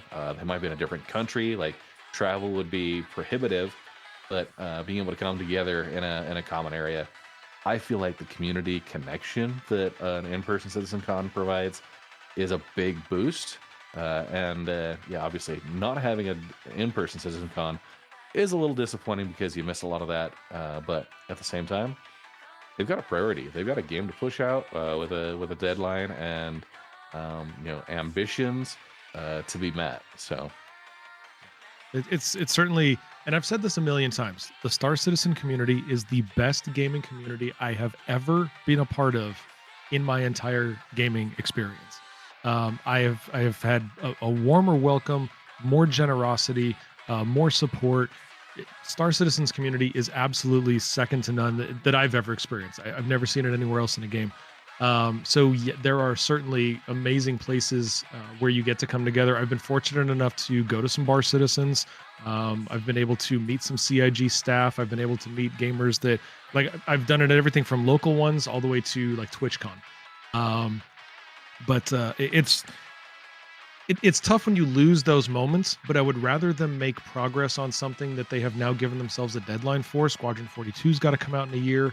Oh no, wait, what is this? Jellyhead. Oh, jelly. That is what Crash 4 for Jelly? Am I keeping this right in my head? Multiple crashes, but the Shacknu still hasn't crashed. What a performance there. He was already one lap ahead. Now they're equal, but actually Shacknu is very, very far, has a very healthy lead on Jelly, and now Jelly has crashed. So, wow, this is... We've seen Nafty got a second lap in. Tint and Quillstar in their third laps. Liquid Prime and Canadian Maverick in their fourth laps. Jelly and Shacknu in lap 5. And we're 51 and a half minutes in, just coming up on the halfway point with about one more lap for folks. So this is a complex track, and we are already seeing the visibility is very low. We have been racing for pretty much 1 hour, right? Eventually, the fatigue will set in. Like this track only gets harder and harder the more you fly it. Man, you need really good reflexes, and you're gonna be spot on. And especially because we are a global event, people are joining from different time zones. I think it gives some people the advantage if they are in the right time zone, if it's like their evening time or their daytime. And for somebody like from Australia, who's just waking up at 3 a.m. to do these races, kind of a little bit disadvantaged. And I also like to say that you were talking about the Citizen Con and the Bar Citizens. And when was the last time CIG was in Australia? Been a while. Good question. Been a while. I do remember I saw somebody. It was a Bar Citizen thread, I think, on Spectrum, and I think there was quite a few comments of, when are you coming back home down under? Like, so many Aussies and Kiwis were just kind of like, hey, we haven't seen you in forever. If you're going to keep spending money on travel, visit us once. Yeah, we really want one, and we also understand that it's logistically and just even marketing wise is not a very profitable move. The traveling, and if they needed to host some event in Australia, again, it's not that profitable because the population is not that high. The numbers will not be that high. However, we have huge, big fans in Australia and they're racing. We are Australia and New Zealand community together. Atmo Corsair, he is from Australia. So Mrs. Roberts is also from Adelaide. I don't know. Australia has a very special place in Star Citizen, you know? So we definitely want them to come here. But whenever there's a CitizenCon discussion, I just don't worry about it because I know I won't be traveling. This traveling is very expensive from Australia. Yeah. We will always be digital, so... Looking here at where our racers are at, we see Quillstar there ahead. We've got Canadian Maverick, Tint we saw crossing over another section, and yeah, that statue right in the center. Just look at this skyline that they are racing through today. What fantastic scenery! Like, this is a video game, right? This is a video game, family. This is a video game. That you know, where else are you gonna see this? So you're not watching a movie.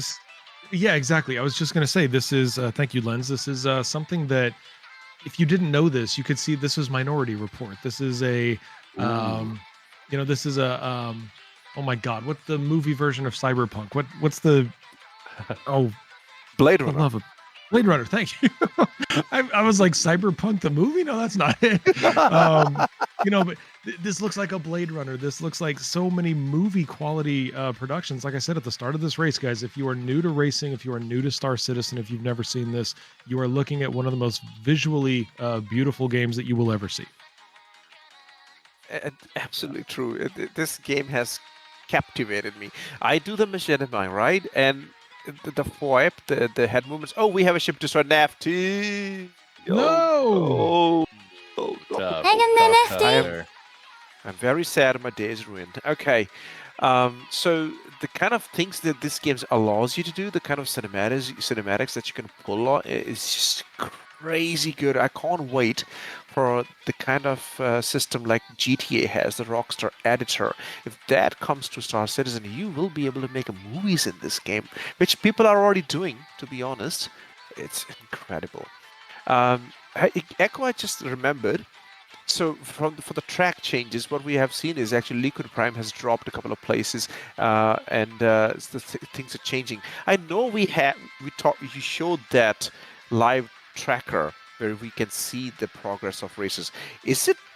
Can you fetch it anytime? Can we have a look at it right now, or We is it can like fetch after it the race? anytime Can you we- want. We have some new technology Let's look for at you that. viewers. We've had Let's have a 7 look laps. at the positional changes that have happened over the course of the race, Lens. If you want to read that as it comes up, here it comes. I would love to do that because this is pretty much, I feel like, sort of my baby, because I wanted this kind of breakdown of races so that we can understand and visualize what has been happening. So if you have a look, Shaknu has not had any change, just going straight at it, and 6 laps, we are seeing 6 laps, but 7 laps have been completed, but 6 laps completed, staying in the same position. But then you have Liquid Prime dropping. He was going pretty good up to lap 3, and then had a crash, dropped to lap 4 or 5, had another crash. So 2 crashes for Liquid Prime. I think we can pretty much attribute these drops to crashes. When they crash, they just naturally drop down. But who has gained from that the most is actually Jellyhead Maid, who started from 4th, but just kept on climbing, took advantage because Tint crashed at the 2nd lap. That gave the best advantage to Jellyhead Maid, who is now 2nd in the race. And then you have, of course, Tint having a terrible race today. Was not able to complete one single lap for a very long time, and now running in the 6th position. Then you look at the Quelsar again, not the day he wants. He wants to just forget this qualifying. I think today, along with Nefty, started in 5th, had a crash in his ornithopter, came back again, and then gained 1 position. Not because he was he's I think being consistent on the track, because Tint kept crashing, had multiple crashes, and Quelsar is now in the 5th. And last is Canadian Maverick, who's Red Monster backing. Look at that giant leap after 2nd lap. Canadian Maverick Look is now what 3rd. surviving can do. That's Wow. incredible. Yeah. Yeah, I was Sorry just guys, going to say, I love doing this breakdown, so I just went into my rant. a lot of credit to Canadian Maverick, who has seen the biggest jump in position since the race began, jumping from 7th to 3rd now. And as Echo just said, this is the testament of endurance. This is what Anzia Racing is all about. You don't quit until you're proud. And I have just to like say- that, the We just had to commentators. crash Well, on okay. No! Red We've Monster, done it! Red Monster did it. It was Red Monster. I It will wasn't me. say I did mention Canadian Maverick in our esports chat with that screenshot and said congrats there, because what we're looking at here, the positional changes are because of a deliberate, reliable, consistent run on each track, each lap, rather than suffer crashes. But yeah, of course, you get in there, and I have to say, watching some of these folks go through those letterboxes, right? The channel runs, you've got to get vertigo from that. You know, just this visual, and obviously, you do this for 2 hours, and you'll feel like you're moving even when you're standing still. You know, I think it would definitely be a mental aspect to maintain the endurance for the entire 2 hours. I love Okay, the that's a noise very maze. What? yeah. What? The Idris and Polaris mating causing frame rate issues. What? I think they're having their own fun. They're Yeah. definitely having their Yeah. own fun in their voice channel. I think Draconis is flying. But Draconis is not in the Polaris today because he loves to fly his Polaris, and somebody's in the Idris, and they're just having some Boys late and night girls, shenanigans. boys and girls, this is how Perseuses are made. Science facts. Those are facts. Fact 101 from Papa Juggernaut. Big purses are made. thanks. Thank you to Man Fall Down, dropping 10 more gifted subs, Wow. bringing their total to 28 in the channel so far. Thank you so much, Man Fall Down. 10 gifted subs going out to the community here. I see quite a few names that I know, including some content creators, a racer, Spell Let Loose, who we were just talking to, who Congratulations spent to their Spell. first time. Yeah, it's their first time in Anzia's chat, and they're just picking up a gifted sub here. So GG's to all the recipients, and 07s to Man Fall Down. A couple of familiar names in there as well. The Big Mhm. Splates and Fat Old Lion. Yep. Good to see Loken that. Plays, a great content creator in the Star Citizen community. Quite a few. Quite a few. This beautiful drop by Man Fall Down, Wayne DC. What a gem. I love this train, man. Speaking Also, of which, there is Fat Old Luigi. Lion Hey, in Luigi, chat right now. how are you? Luigi Fat is Old Lion another coming in for the really very good first racer. time. Oh yeah, a lot of people watching. I'm very happy. This is long. If it's fun watching, guys. I'm telling you, if you actually start practicing and flying, it's even better. But this is like very, very top tier racing right here. Not easy for a track to learn. Not an easy ship to fly. 2 hours of endurance. This needs a lot of dedication. And hats off to everybody who's participating, the people who are striving to become part of the Godly 15. You are giving so much of your time, so much of your talent to make this a success. And it's beautiful because there's also we gotta talk about it because there's also delivery GP associated on the same lap, which is the cargo race. Which is also going to be taking place. So you actually in that race, same racetrack, but you gotta do delivery. You actually gotta deliver tofu. I don't know what Echo's gonna make them deliver, but you gotta make deliveries at 4 different points and submit your times to win prizes. And so that's gonna happen for this track. That's gonna also happen for the new Babbage Ghost track, but the best thing, which I think Red Monster is very excited about, the Cargo Olympics. We're having a proper dedicated cargo race, which I think me and Yes. Papa Juggernaut can maybe win too.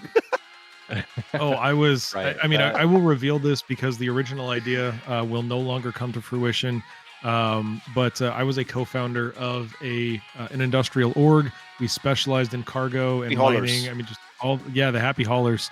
I had gone to Echo a long time ago and said, "Hey, we would love to put on a race with you guys. We want to make this all about hauling and mine. Like we wanted to create an industrial event." Unfortunately, the org has essentially folded, but for somebody like Red Monster, that is right up your alley, and it's really looking forward to seeing this come to life. We absolutely have a team getting prepared. I know we were sourcing a TS2 quantum drive to make sure that we had it for our teams there, put their best foots forward. And yeah, I mean, I'm probably gonna sit down with Canadian Maverick and do some trial runs. We're gonna train on the Atlas, right? That Atlas platform, moving things back and forth. So Very cool. moving that cargo. I'm just going to give everybody who's watching right now just a brief look into the Cargo Olympics. What's going to happen is it starts at the Terra Gateway. You got to pick an already chosen cargo, which you have already bought. Bring it up on the elevator. Put it in your C2. C2 is the only ship allowed. Fill it as much as you want. There's no restriction of how much cargo you can put in your C2. You got to put as much as you want. Take off. Go through the jump point, go to the Dudleys. What is the name of the station? Dudleys and Daughters? Is that correct? That's it, Dudley and Daughters. You go there, you drop the commodity that you brought with you, you submit it in the freight elevator, bring out the next commodity, load that into the C2, fly from the Dudleys and Daughters, go to the jump gate, go to the Magnus station, drop the second commodity, bring up the next commodity, put it in the C2, fly from Magnus, come back to Terra, and deliver everything into the elevator in the Terra Gateway. There will be one Anzia Racing official flying with every single team who will give you points for every single SU of the cargo delivered. This is absolute nirvana for cargo people. This is where all the orgs just need to come and compete. I want to see C2s flying through jump gates. It is definitely a different flavor of challenge. You see what we're doing here is very tight turns, maximum speed. That's going to be more about cargo handling efficiently, effectively, being able to stack boxes onto the grid as a team and cooperate on those events. And of course, yeah, time between each of those locations, making sure you have things set up. The logistics side of me is just, when EchoBit sent me the message about the Cargo Olympics, I immediately had a couple of people in mind right off the bat. I'm like, hey, we should really put in some effort to get this done. So It's a beautiful thing. I can already see tempers flaring because, hey, you didn't move that box. Like, this is really a race which is all about team effort. Like, you have to be spot on. You need to know how to handle cargo. Also, the strategy, I was also thinking the way you approach space stations, like approach at fastest speed, get the hangar and just brake as fast as possible, get the landing. I mean, pilot skill in a very different way will be very, very important. That can save you a lot of time. Quantum, and you just told us you're sourcing a quantum drive. Like, yeah, that also makes you play the game in a very different way, right? Like, we need to do the checkpoint CZs, or I don't even know where to get the C2's fastest quantum drive. We are also making people play the game. That's the kind of races I like. I'm excited for that. The best part of it all. Yeah, Wayne here, Man Fall Down, and Blortalk, they are part of the top hangar racing, intergalactic racing department, which shortens to third. They are our people. We are also trying to put a race team together. So let's see how that comes around. Three people make a team. It was 4 people that would make a team. Is it 3 now, Echo? It is 3 people make a racing team in Cargo Olympics. Yep. Initially, I think the idea was for 4 people, but now it has been reduced to 3, and every single person will be extremely important. Now, well, enough about Cargo Olympics. What we are having here is 7 laps completed by Shaknu. We have 8 laps done, multiple crashes. Jelly had made, Liquid Prime, Canadian Mav, Quelsar, Tint, and Nefty. The order is definitely not changing. It has been pretty much the same. The only deciding factor really in this qualifying race has been the crashes. If you crash, you drop down a few. And if the person below you have more crashes than you, well, you stay where you are. So pretty interesting, this strategy on a long racetrack. Yeah, Red mentioned it earlier, the fact that Canadian Maverick was basically going for that, endurance, reliability, just being consistent. Doesn't always have to be the fastest, but was able to survive and jump from, bottom position all the way to number 3. Currently number 4, though, but that shows the importance of staying alive in this thing. Consistency matters, because now that Canadian has had that other crash, Liquid Prime has taken that number 3 position. So we're going to see these shifts like this as people start to get tired. We're going to see this as they start to struggle with darkness. There's going to be quite a few factors that cause more crashes, and that could present some changing opportunities for some of these racers. Shaknu so far still uncrashed. Well done. This also brings in a very... Sorry, please go ahead, Red. And I was going to say there have been mentions of some frame rate issues happening based on some ships in the area. So that's one that people are watching out for. Obviously, improving performance as a baseline definitely going to help these racers. Yeah, for Lens's family and for anybody else who is not familiar with the Star Citizen environment, this game is in alpha status, so it is very early in its development, despite the fact that it's been in development for 13 years. It is very early in its development, and it is not optimized. So there are going to be some frame rate issues. There could be some technical glitches. I said should be as if that's not a thing. Absolutely, they occur. So if you see anything like that, it's because this game is still being built. And even with the quality that you're seeing that in a game that hasn't even reached beta phase. Really impressive. I wanted to say that this is just a qualifying race, right? And this is more so to cull the number from 18 people participating to 15 people, so who will be racing next weekend for the final Grand Prix. So the grid positions, I don't think they're going to matter. Even if you start on the first position, if you crash anytime during the race, you're going to lose positions. So grid positions are not going to be that important, but it's more about these qualifying sessions that we're doing right now and one in the evening for Europe time zone is more about finding our 15 racers for the final Grand Prix. Whittling those folks down. Obviously, the ones that, again, were 49 minutes left in this race, over the halfway mark. So, 7 laps here. That's a pretty big deficit that NAFTA would be trying to make up for.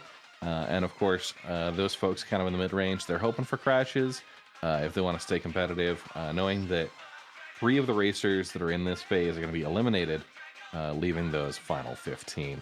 The godly 15. Godly 15. Yeah, Yeah, we need a sound for that too.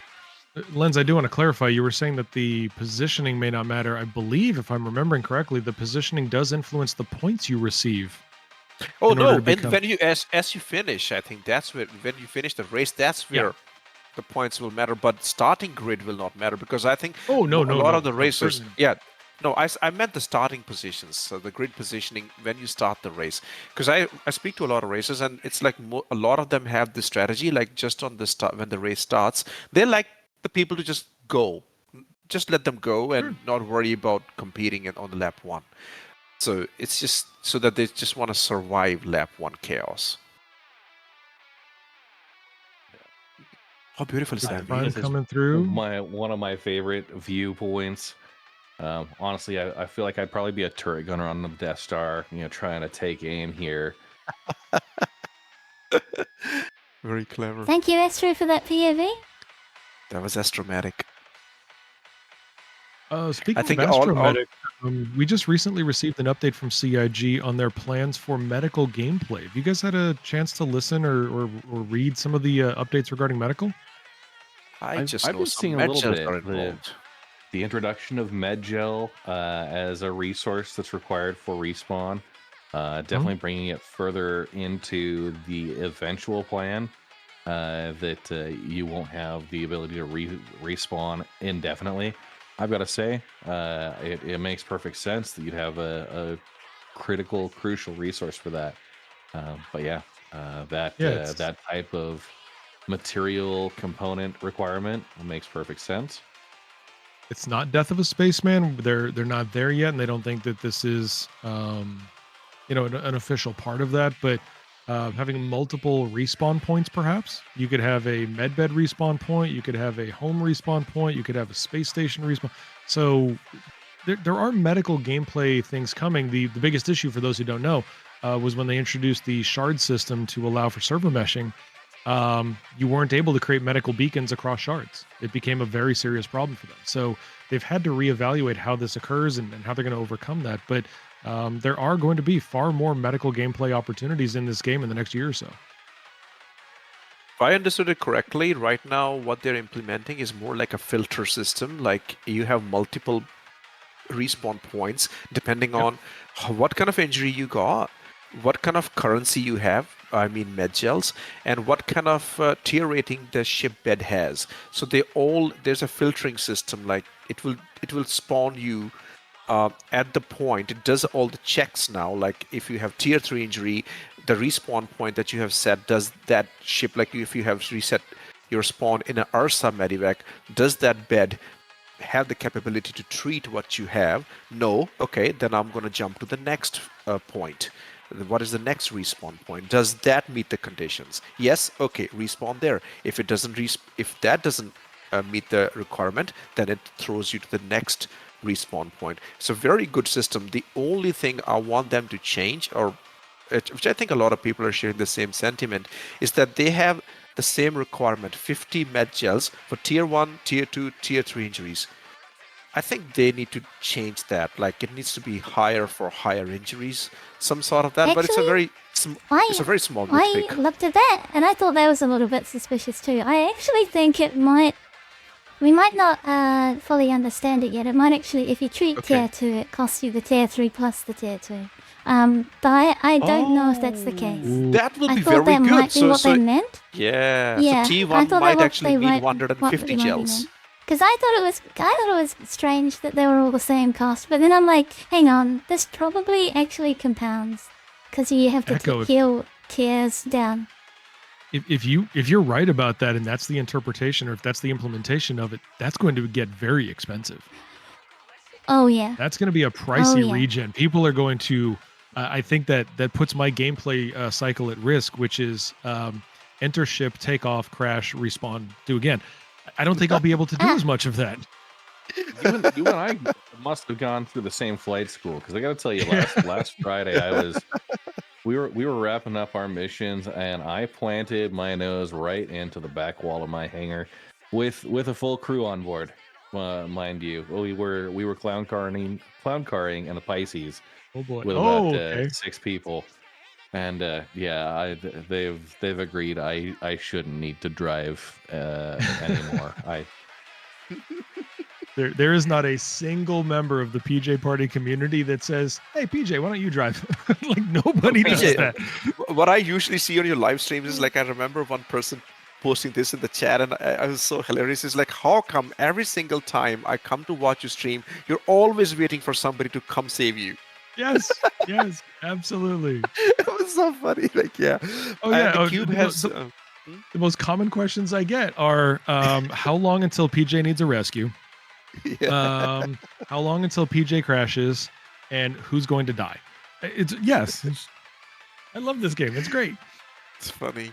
And Cube says no. It says that the cost of healing injuries is a flat 50 CSCU, regardless of how severe injuries are.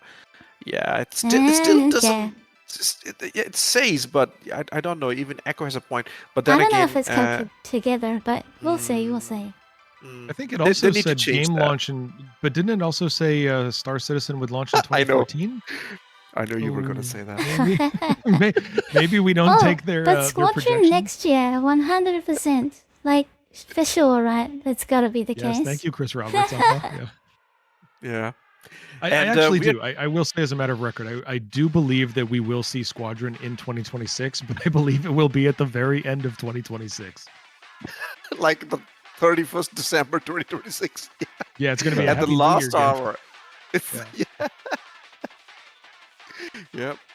And then it will probably not work. Then they will have to start releasing hot fixes and patches, and maybe by the mid 2027 we will have something stable. And then everybody will be like, little faith. Ye of little faith. Yes. You don't know half of it. You don't know half of it, Red. I don't even think it's coming in 2026. Red, let me put it to you this way, sir.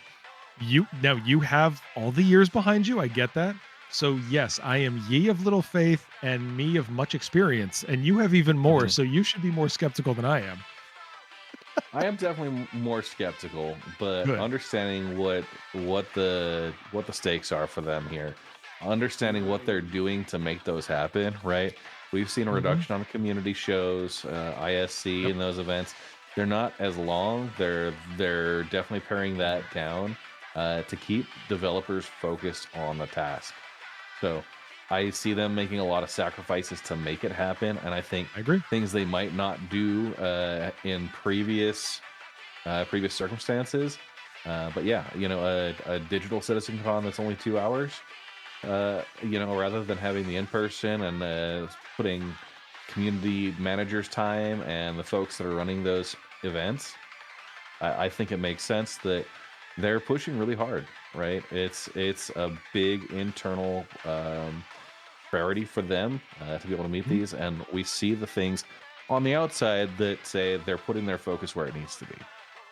Yeah, and I think that other than a couple of glitches, we did see a really good presentation at last Citizen Con with that, hour or so demo of Squadron 42 or however long that was. They had a couple of tech glitches, one of which had nothing to do with the game as far as I could tell. But still, it was a great presentation of what should be a very visually interesting game.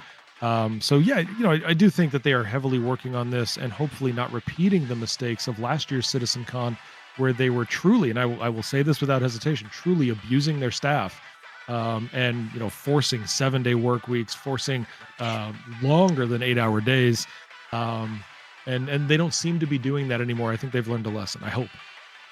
Yeah. But Star Citizen has to. This is a very crucial time, and they will have to meet this deadline because other games are catching up now. we know about the No Man's Skies latest update. Oh boy, that's Star Citizen Light pretty much now, but with base building and economy. Yeah. Big deal. But I do want to call out just something really quick. We did see a change about 5 minutes ago. We saw a change in the rankings. Tint has overtaken Canadian Maverick, completing Tint's 6th lap. Canadian Maverick still trying to get number 6. So we saw a slight adjustment there. How nice is this? Yeah, have a look at this breakdown. That's where the crash happened, and for Canadian Mav, and he's lost 2 positions. Beautiful. Yeah. Echo, big congratulations on pulling this off, by the way, to have this happening live. Pretty good. Truly fantastic. You're welcome. Dev that you put it in. Pretty awesome. This is very, very well done.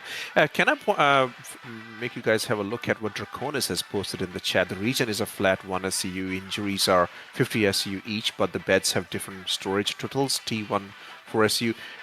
I'm actually confused with this. That's Does anybody know? Because Do you each understand? body part can have a tier 2 or tier 3, and then it's a flat rate, but it all adds up on the body parts. That's where they get you. I get you. Wait. So don't get Hold on. too. Hang on. Don't So what would cripple you over. do?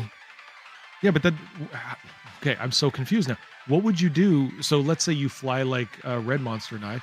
What would you do if you just slam into a Canadian planet map just that was a crashed. tier 1? Canadian map just crashed. Continue to Apache. Just wanted to No. point that out. I appreciate you calling that out, but I'm very confused now. If that's what's happening, Same. it's understandable if you die from gunshots. Obviously, might have a tier 1, might have a tier 2, might have whatever.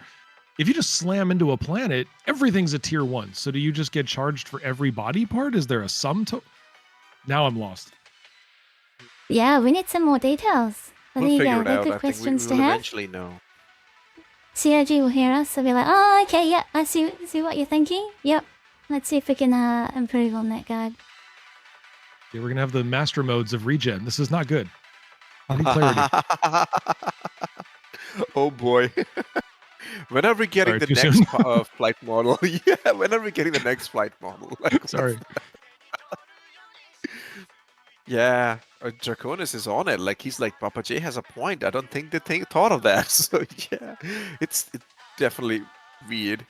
The problem with Star Citizen is not a problem, but a technical logistical issue is that any gameplay loop has a lot of edge cases because so many loops, so many different things come together into it. Good way to put that. It's very, very complex. A very complex game. It's actually one of the things that I love about this game. I hate the mission creep at CIG. Sorry, but you guys have gotten so distracted on so many different things over the last 12 years. Sorry. I hate seeing the mission creep and all the new ideas that have to get built. It's like, oh, let's make a paint. No, just shut up. Just make a game. But my point is, it is... CIG has made such a detailed environment, such a detailed economy, that to flush all of that out takes time. And as you just rightly, I think, described it, these are edge cases that you have to have an answer for because you're not doing teleportation. You're not doing video game magic. You're not doing these things that are unrealistic. And I think that, it stretches out the timeline a little bit, but it's going to give you a more immersive experience than you will get anywhere else. Very good example of That's it. something very small but giving you big headache is the whole inventory spawn system, because they remember when they introduced the new inventory system, then to get your gun, get your armor, you had to call the freight elevator and everything will come on the, like, why would, but that was the right implementation, but they didn't even think of, okay, we have created a complete mess of everything, and that still hasn't been solved. Like, how do you actually keep it immersive, keep it true to the gameplay, and still have the kind of specific inventory system that you want to really put it out there? Because there's so many edge cases that will pop up if they go into that, and the armor's closets in the ships also tie into that. How do you utilize those? So yeah, Star Citizen, very, very big, expensive, a leviathan of a game with multitudes of edge cases, and a lot of them we haven't even seen yet.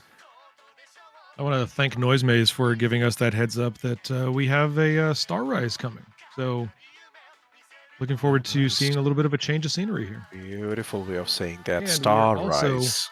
Just for everybody who has not been watching the clock, we are coming up on the final 25% of this race. We've got our final 30 minutes. We're about 5 minutes away from that. So what you're seeing now are probably going to be the positions. Maybe somebody moves one or two, but we're getting pretty close to wrapping this up here and seeing where these are going to wrap up and finalize. Echo, do we know who has the fastest lap, and what is that lap time? The fastest lap of the session is Shaknu with an 8 minutes and 53 second lap on his first lap. Absolutely blistering first lap pace. Well done. And who's the second fastest? Like, not the Shaknu, Second but fastest who's the second behind fastest? Shaknu. Yeah. I guess is Liquid. Prime with a Yep, 9 minute Prime. flat lap. Also on their first lap. Yeah, if you guys remember when we were seeing the launch of this race, I was talking about the fact They that were very Shaknu and close. Liquid Prime were so close to each other. They had this gap that they maintained. Liquid was very, a healthy distance away, but it seemed so consistent. So to see that Shaknu had the fastest lap on their first lap, Liquid Prime had to be very close behind. In fact, Liquid has just completed 8 laps, ladies and gentlemen. Liquid Prime has completed 8 laps. Very healthy lead to Jellyhead Maid, Tint, Kelsar, Canadian Maverick, Nafty. Everyone else beyond those two has suffered significant crashes. It's been very unfortunate. These are racers that have trained a lot for this race. We hate to see the crashes happen, but that is Star Citizen Racing. Shaknu right now is definitely making his way towards being the godly 15. Look, this performance is amazing. This is an amazing performance from Shaknu today. Yeah, just based on the lap advantage right now with 33 minutes left, pretty much locked in. If he were to stop on the track right now for the rest of the race, I still think he'd be 5th, maybe 6th place. Yeah, I think you're right. Yeah, that's clever. I Yeah, think you're right. yeah, but don't Also, do that, Shaknu. Yeah, right. Shaknu, please. We're still watching a race. But I want to remind everybody in chat that you are watching the first qualifier here. This is the U.S. and Australia qualifying leg of this new race, and you may be present for the first win of our future Dragon of Lorville. We're watching a truly incredible race here from Shaknu, so you may be part of that history. What Shaknu is doing today is more like Max Verstappen dominance, or like Lewis Hamilton or Mercedes who are dominant. He's just gone off in the distance. Yeah, watch the rest of the races. I'm already winning this. He's got it in the bag. He's got both of his hands on this qualifying race, and he will definitely be the one everybody else will be watching out for in the next weekend when we have the final Grand Prix. Not a single crash. What an amazing performance. It really is. Great It's views setting from cockpits here high as well. bar for this. Amazing. Well done. And Tint has gone to 4th position. Like, Canadian Mav had really good mid-race, but now the crash in the late game has caused him to dwindle down a little bit. Quite a lot, actually. And Nafty is still at the last position. Interesting dynamics. This will be very engaging when we have the Grand Prix happening and all these races are there. I mean, you can imagine for the next week, all the people participating, the 15, the godly 15, how much time they're going to spend just practicing. Red, I'm curious for you, and Lens is talking about team performance and practicing for things like this. For you as a team leader, you've got obviously somebody who is in this race with Canadian Maverick. We're down now to our final 25%, probably our last 3 laps, let's say, certainly for Shaknu. Is this a time where you would be advising Canadian Maverick to maybe not rely on the consistency and start pushing some edges, start shaving some corners? Where do you think the racers should be today in terms of a strategy to close out this race? Well, to speak as the pit crew, the pit boss there, maybe. I think Canadian Maverick had 2 back-to-back crashes that really dropped that position from 3rd or 4th way out, and those crashes are going to be super difficult. He has a 3-lap lead on Nafty right now between 6th and 7th place. So my advice would be to run it conservative, get the laps in rather than risk it and take the crash. You're going to get more laps by being a little slower, because slow is smooth, smooth is fast, right? So that would be my advice here, just to keep in there, right? You don't have to be the fastest, right? You don't have to outrun the bear. You just have to outrun your friends. And so, Zombie Survival Guide, page 12. Yep. yeah, I doubt that's all the way under page 12. I think that would probably be page 2. So let me do this then. Before I ask you a follow-up question to that, I'm going to turn over to Lens for a second. Lens, let's say you were running the Red Racing team, and you were talking about where Canadian Maverick should be going. I'm going to change topics in a second, but where would you be advising? Is this, hey, if you accelerate, if you push the envelope here, you're going to potentially overtake Kelsar and grab number 5? Where would your advice fall? No, I'll be the same as Red Monster, because as I said, where you start on the grid position is not going to matter, because in come Grand Prix, it's more important to be consistent. Take this qualifying race as a practice session in a proper simulation, and just be consistent. Try not to crash. Definitely, it's true for all Star Citizen races. Okay, so Red, I'm going to flip this up a little bit. We've had a very competitive race now for positions 1 and 2. If you were advising Liquid Prime, let's say you took over Sanguis Luna for a second. If you were advising Liquid, oh no, Quell crashed. Kelsar again. My friend. Anyways, so let's say, wait, Shakanu crashed. First time crash. Wow. Jackson He's just has doing it for the crashed. fun. Shakanu has just done it just to show us, because there's a conversation in the chat that he's a robot by Secretist. He's just proving he's not. He just did this for fun, guys. This was on purpose, I'm telling you. Yeah. All right, so let's go back. Let's say you take over Sanguis. Maybe this changes your answer. I don't know, but Shaknu has just crashed. Liquid Prime only a lap behind. Where would you be advising Liquid Prime to be racing right now? What do you advise? It's a qualifier race. I would just say enjoy the last couple of runs. You've got a couple of lap lead, so don't take any significant risks. But really focus on mastering the track. Maybe you can get a little creative and see if there's a better line to run here. Obviously, getting good practice time on this track. It's an 8.5 minute, 9 minute long lap, so there's a lot of opportunities to maybe find a good line and just explore that a little bit more on a slower pace, so that you aren't going to risk getting destroyed, but you can take that and really use it as like kind of a practice run before you get into the getting into the official Grand Prix race next week. The racers, keep that in mind. You've got pretty consistent advice here from the commentary booth. Take that for what it's worth, but it sounds like the advice is protect your position. Don't try to overtake, because the risk may be too great. If you ask me now, that same question, I will actually change. I my wasn't answer. going to, but okay, sure. No, yeah, no, of course it's I know it's fun, but it's a very beautiful line of questioning that you're doing. But I will change my question. You know why? Because Sanguis Luna, it's not just Liquid Prime is backed by Sanguis Luna. It's also Jellyhead and Quelsar. Yeah. So they have 3 people racing here. And if I was leading Sanguis Luna, one thing I know about Sanguis Luna is they're very dominant. They like to just win every single thing. They're the Red Bull, not the current Red Bull. You know, the older Red Bull. So they want to dominate everything, even if it's a qualifying race. No, we want the top position. I don't know how they operate, but if I was, my perception is, if I was Sanguis Luna, I would be like, I am not happy with the second position. Look at, I want you to be number 1. So win it for me. So maybe that kind of thing, because they have a huge reputation.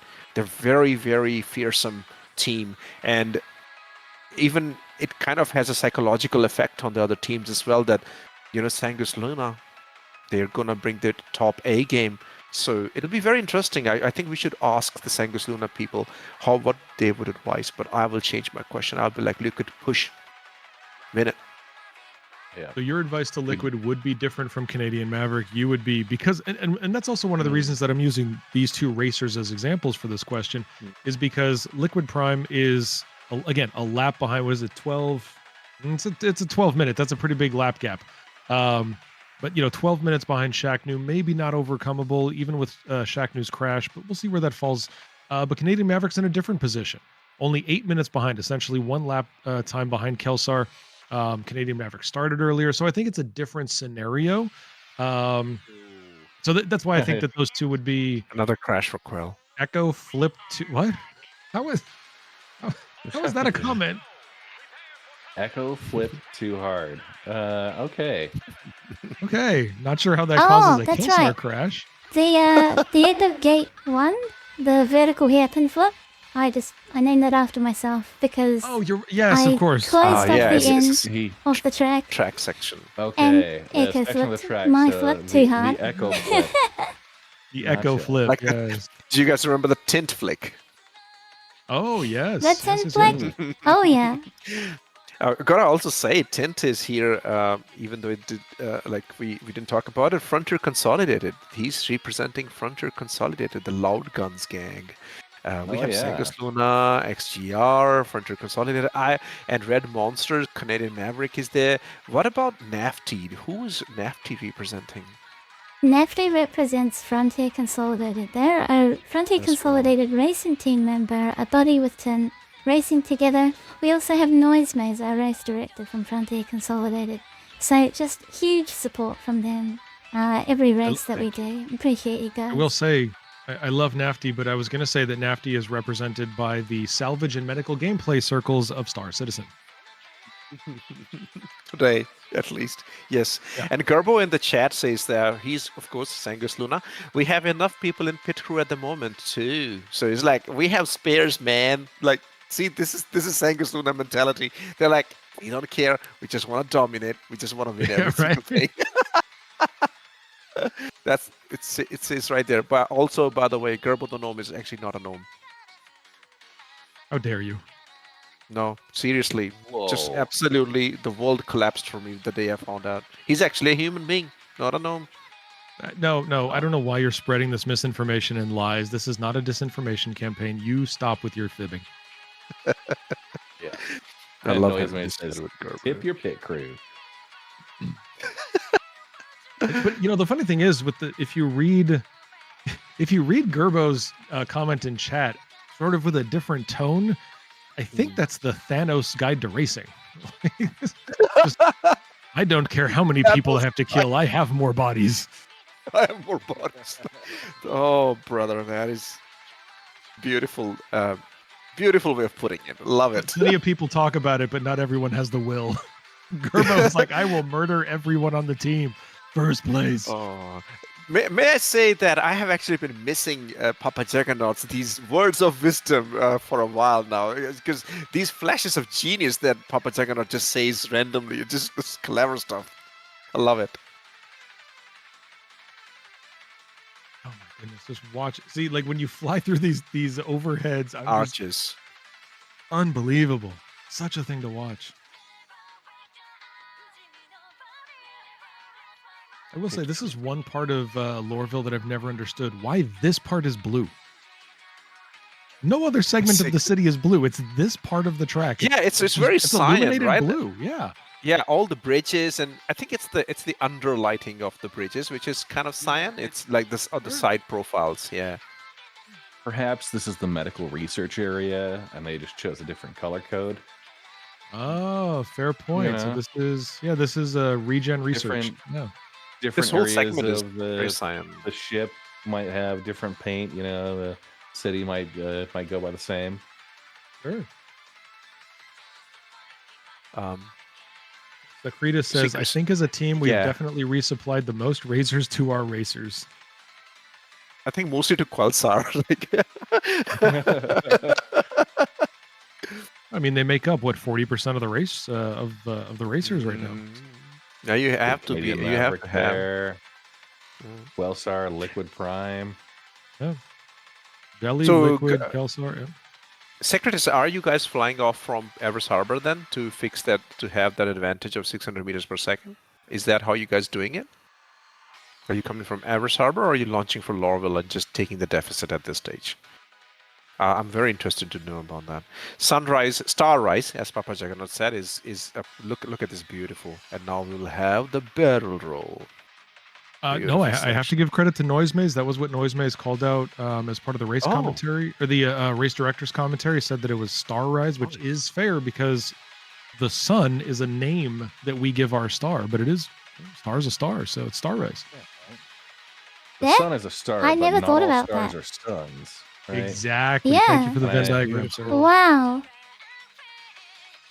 Yeah. That's so that's it's that's why Star Rise. it's It's how to beautifully get your naming conventions proper. Star Wars. Yeah.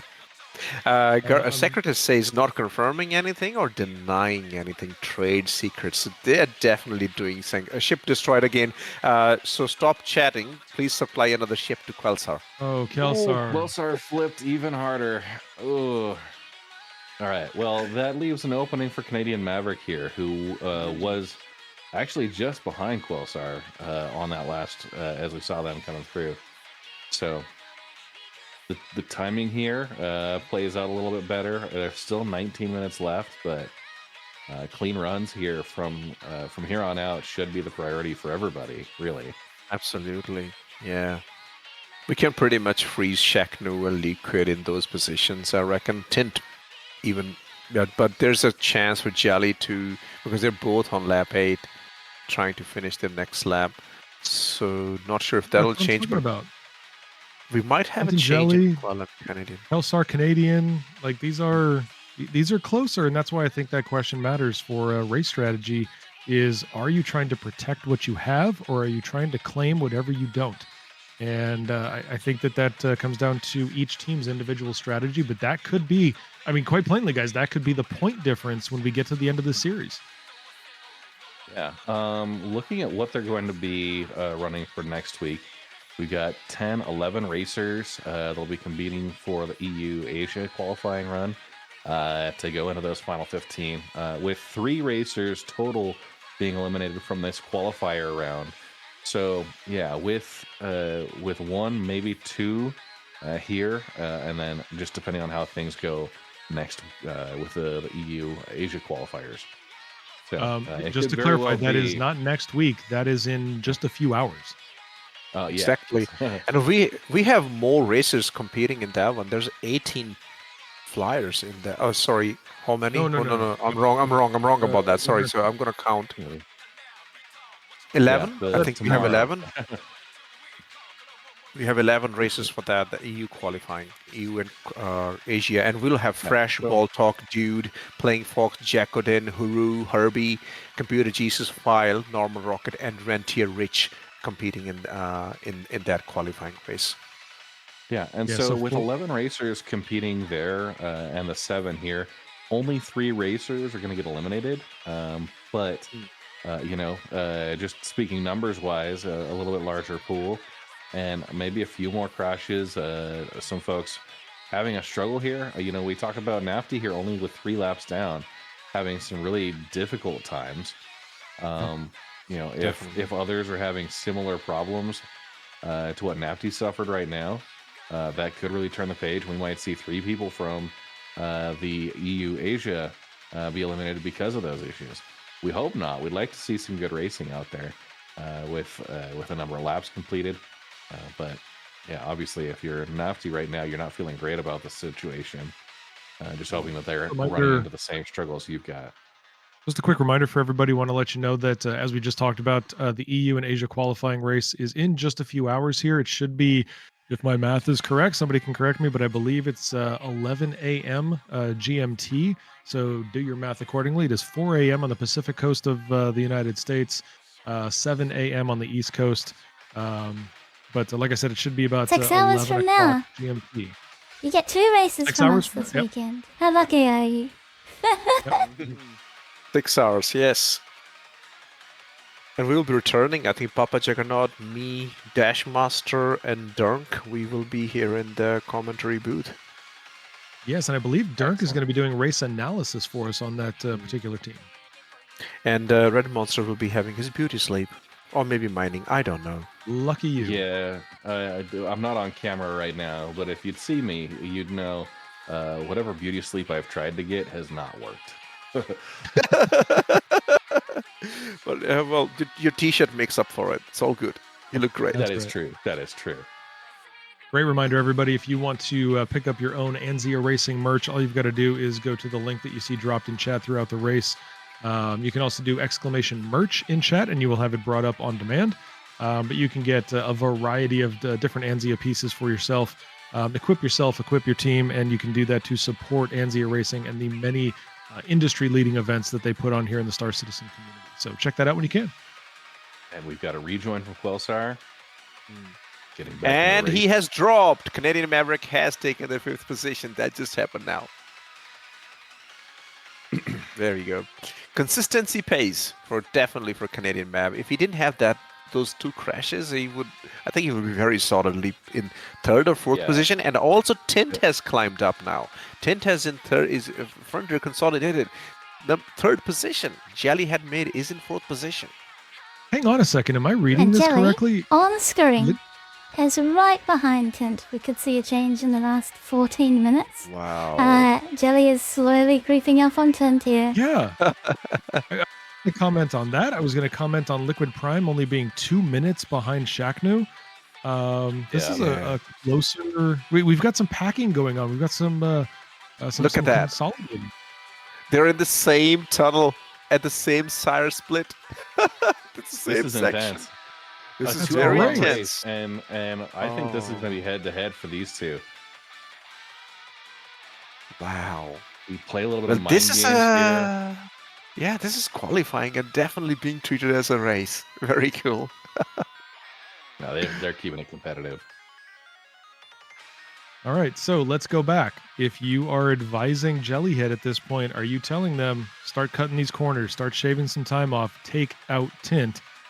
Is that the advice, or is the advice protect where you're at? If you take it, you win it. Good, good for you. No, I will say Sangosuna on 2nd and 3rd position sound pretty good to me. So, yep, just find the part of the track where you're most confident and overtake in that section. Yeah, I will say right there, Tint had a very good turn. I probably bought a few fractions of a second there from Jellyhead. Tint made a very tight turn on that one. Yep. Yeah, definitely choose your position that you want to try and make that overtake. If you see the gap, go for it. But if you're not confident, just wait, because I guarantee you, Tint, he's probably using that reverse camera and he's seeing just how close they are together. If not, maybe he's watching, right, or listening in, and here's just how close this turn is going to be. And yeah, as they get through this warehouse look at area, how close they are. Yeah. Here's the thing, hey man, look what Secretus is saying. He's faster and he can easily pass Tint, but he doesn't need to rush it. There's time. That's what Sangosuna is like. Okay, give him a little bit of hope and then snatch it. Very tight turn from Jelly. Very tight turn. Beautiful. But nothing to take away from Tint. An amazing flyer. And he's doing I've great. seen Tint is fantastic. And seen him practice on live streams with Smithy. It's a great person to hang out with. So all of these guys are just pretty fantastic. And it looks like that was the overtake just there. Yep. Right as they drop in, just nudging ever so slightly out of that corner. Huge pipeline section. This is what I'm talking about, guys. For This the is where you're opportunity and taking it. Yep. Yeah, and it's very clever. It's properly said by Cube in the chat. 400 meters is less than 1 second of a distance in this race. So it's 1 second, and then that advantage is gone. So I'm very happy we're having this excitement happening in the closing part of the qualifying. What's going to happen between Jellyhead has actually overtaken Tint right now. Wow. There we go. Did it just happen Tint, now? Yeah, but Tint's not letting him It breathe. did. Yeah. Yep, this. Tint's not letting up. Whoa. Tint passing Again. on the straight. Is Jelly just... How was Jelly so slow? Maybe he ran out of boost. Hey. Did you you just just say say Jelly was slow? Yeah, he was. How did Tint just overtake him on that straight section? I mean, from his standard. He just overtook him on the straight section. It Somebody has to be check boost. Lenses Well, meds. I'll tell you what here. Look at Jellyhead close made they that are. move, and Tint took it personally. Right? I'm also saying Hey. Tint took it personally on his own highway. That was the highway that we named That's the after Tint him highway. when he did voice acting for us in the machinima. And he took the position back on his own highway. So good job, Tint. Here's Well the thing: done. if this was a movie and we were watching the cockpit, the tint went at that stage. Not on my highway, boy. And here's a shot of a gear going up and throttle being pushed. Here we go. Jelly is just boosted. Jelly was at one point just a few seconds ago, 1.3 kilometers back from Tint. Now closed that to about half that distance. By the Now, way, ladies and Tint gentlemen, that is the slowed- Echo Flip. That is the Echo Flip that Kelsar was saying he crashed at. Yeah. And you see he's got Tint targeted there. It looks like just trying to keep an eye on where he's at, Yep. positioning wise.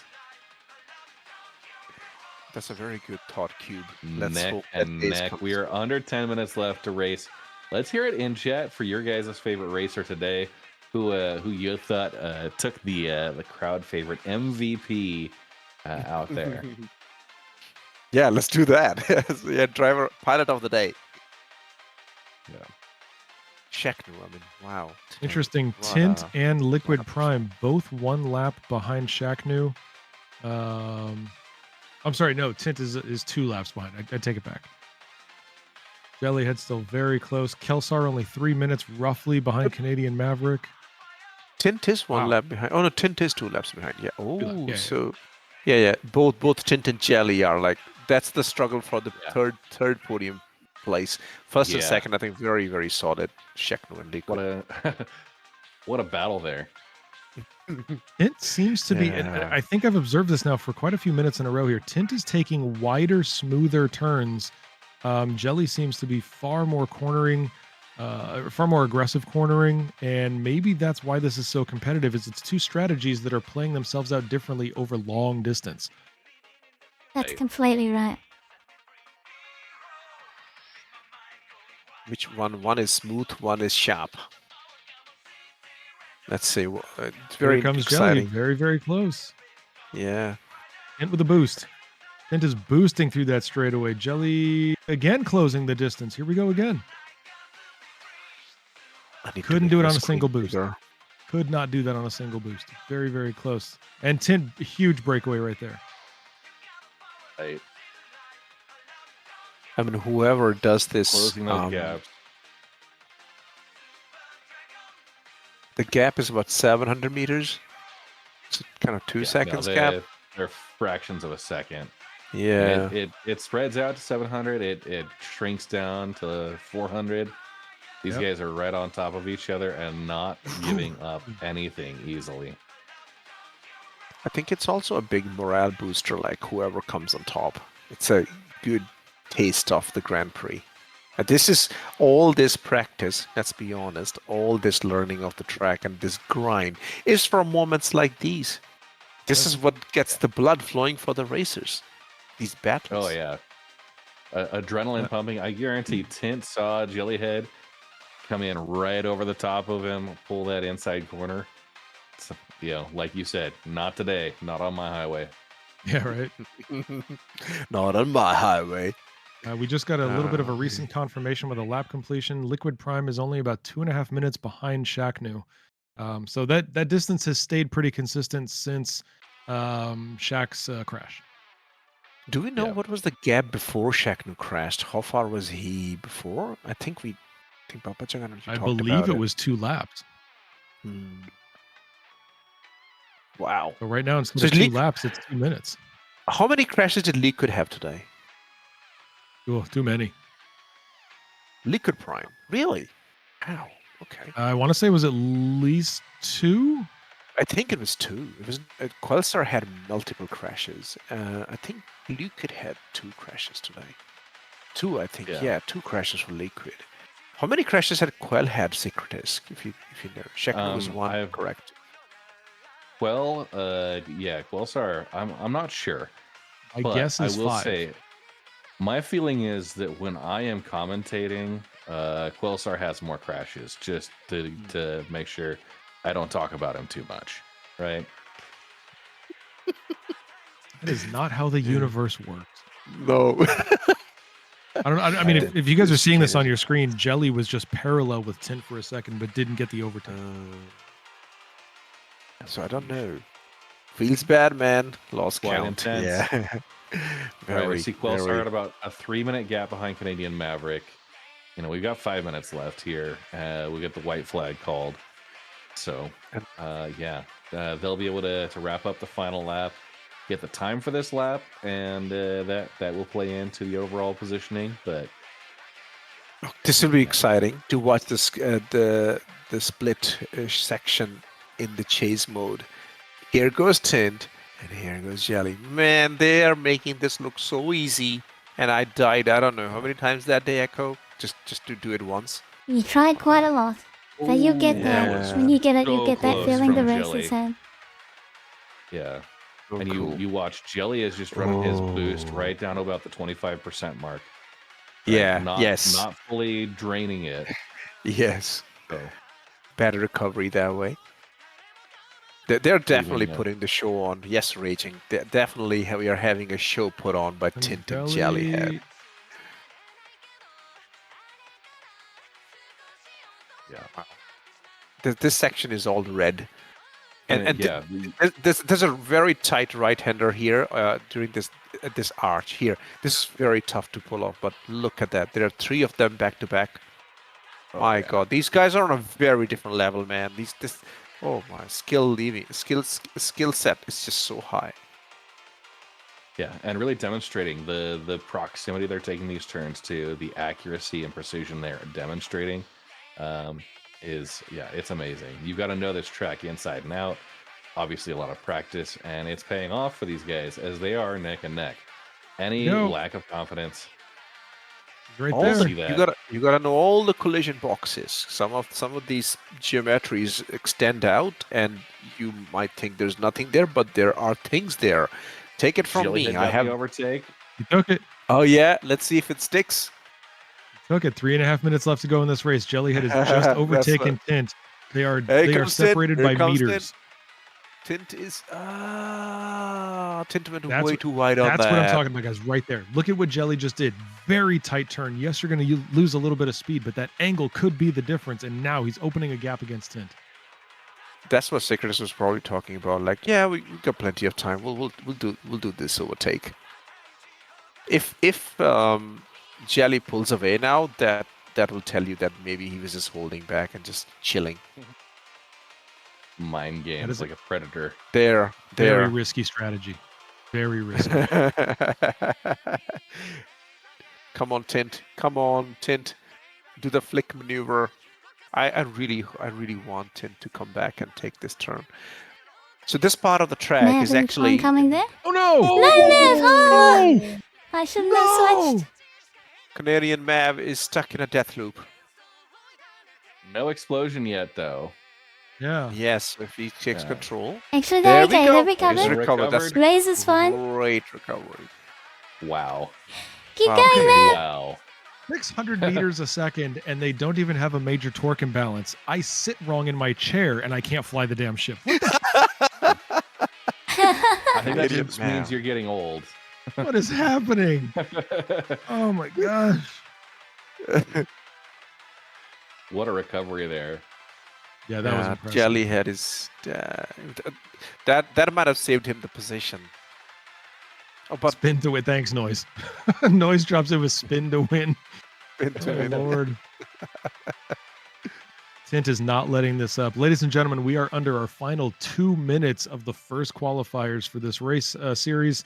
Stellar is coming to a close here, and then in just a few hours, we're going to be launching the EU and Asia qualifier. Tint is fighting back. Oh, no. Jelly had boost. So Gerbo has a very clever comment here. He's saying that Jelly was holding 20-30 boost more than Tint from what I saw, was maybe just saving enough for a clean pass. That's the strategy, and we have white flag. Yeah, and we also have Quelsar, who has crashed again, so everybody at home following the drinking game, time to take a shot. Everybody at home following the drinking game, please dial your emergency services now. You are inebriated. Yes, thanks to Quelsar. Oh, good fun. God, could you imagine having the Sanguis Luna shot game? Yep.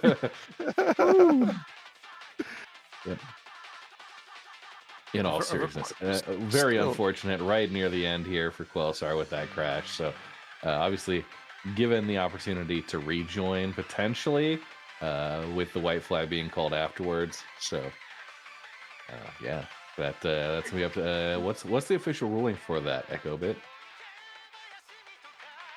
Can you repeat that one more time?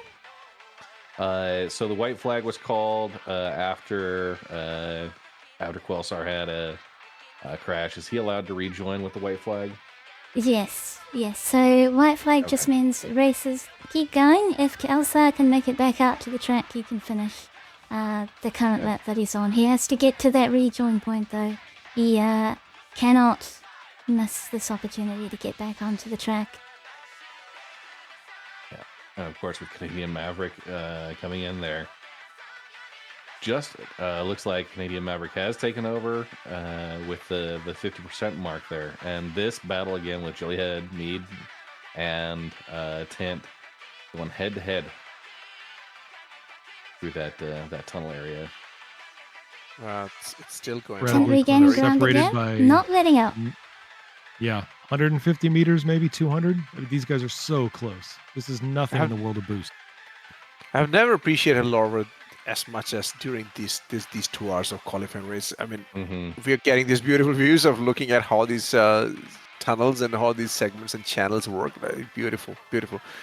Well, and one other thing to highlight here, the folks that are giving us these overhead view camera angles, the skill they're demonstrating, maneuvering through these skyscrapers, getting us these great angles. We haven't yet had a camera operator collision, have we? What you're saying, Red, No. is that this race is not Everyone's been official good. yet because Oleg hasn't crashed yet. That's true. Quelsar did Oh, get a well- rejoin, so very, very quickly there. What did Tint just do? Look at these turns. Lost it on This is that a one though. very challenging section. This is the section I Yeah. hate the most. Just going through those arches back and forth. I don't like it. Yeah. Slalom. That is the word I kept thinking. It's an S track. Is it- No, it's a slalom. Thank you, sir. Is it a slalom here? Or is it a chicane? I've heard that term. Oh. Somebody who's not in the racing, real world circles, I guess. Is it the chicane? I don't know. Never That mind. I'm would going be back to my chicane original. It's the S track. It's just way too many arches back to back, and absolutely hate them. Like just Yeah. twisting and turning. The channel section is very entertaining. The Cyrus split is very, very entertaining. I mean, it's actually challenging for the races, but as a bad pilot, I don't like that section at all.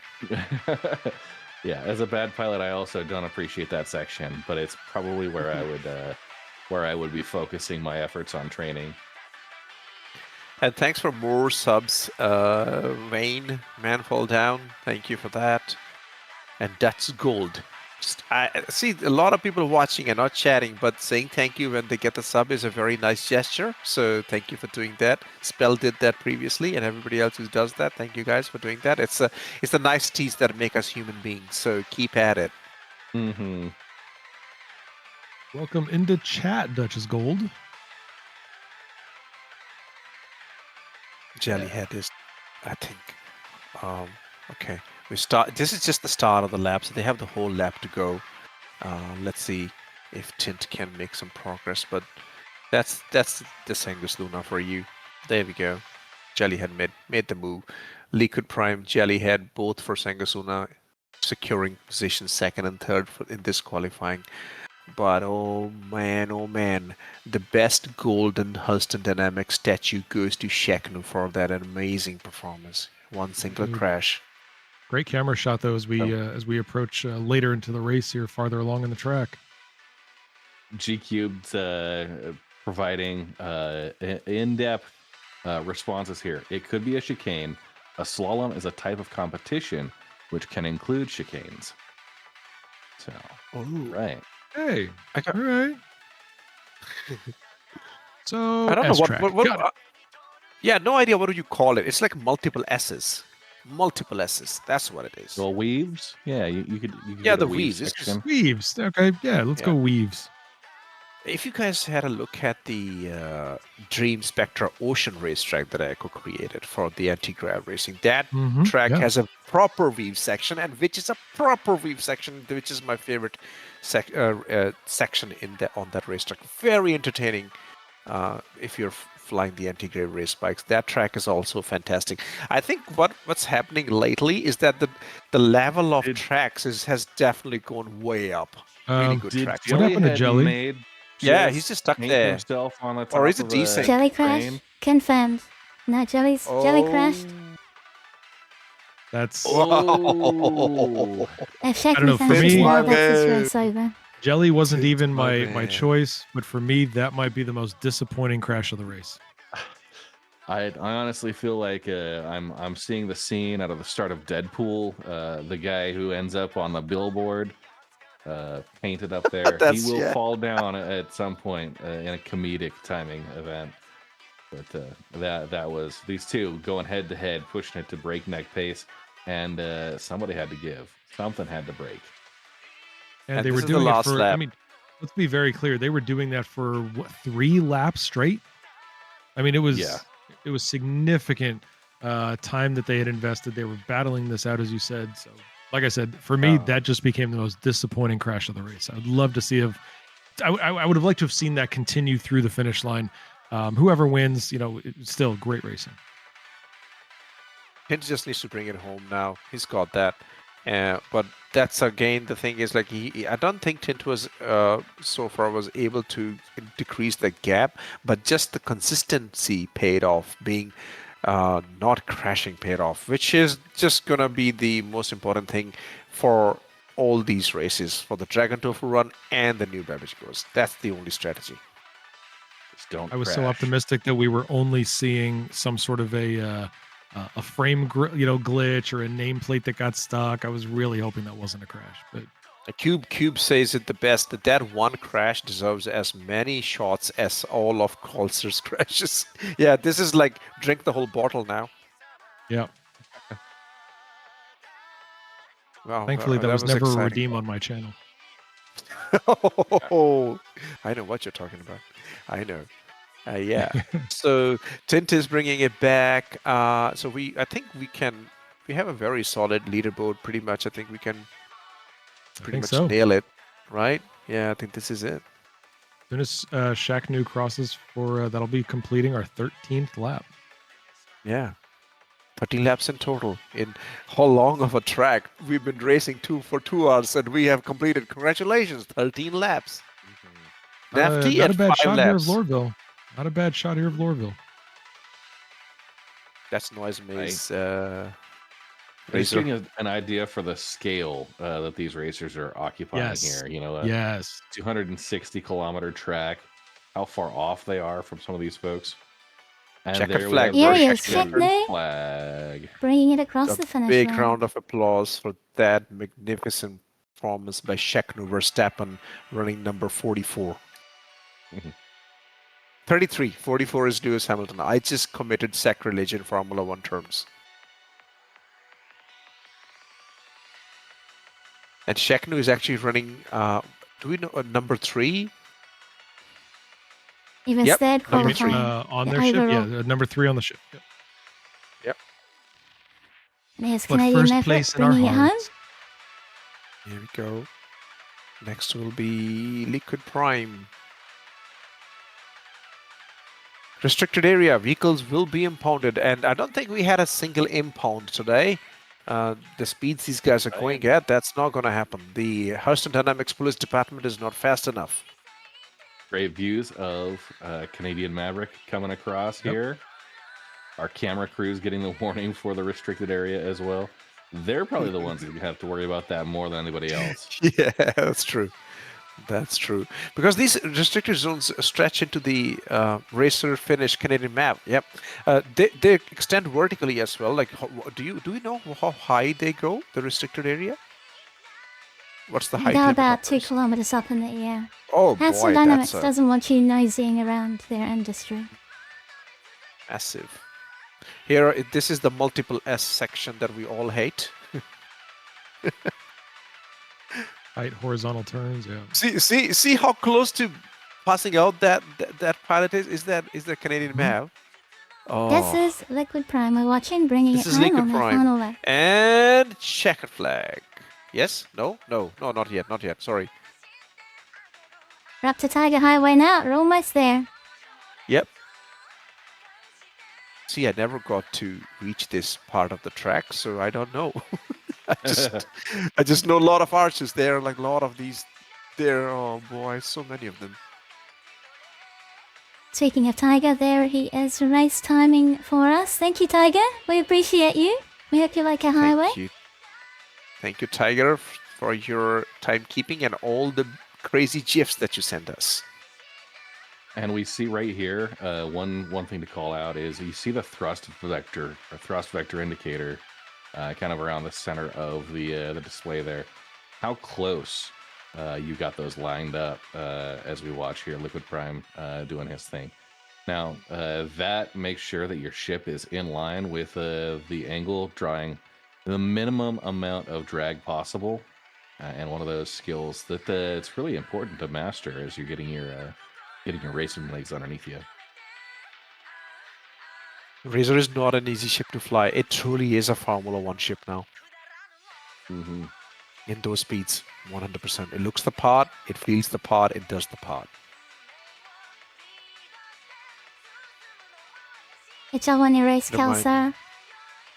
Shout out to Manfall Down in the chat for all. He's been reminding us all this time, to all the staff, wiggle. That's do not get timed out from your session. That happens quite often. Quells are finished. 9 laps in the end. Yep. We are still waiting for Jelly, Tint, and Nefty to bring it home. Yeah, Jelly really unfortunate for Kelsar.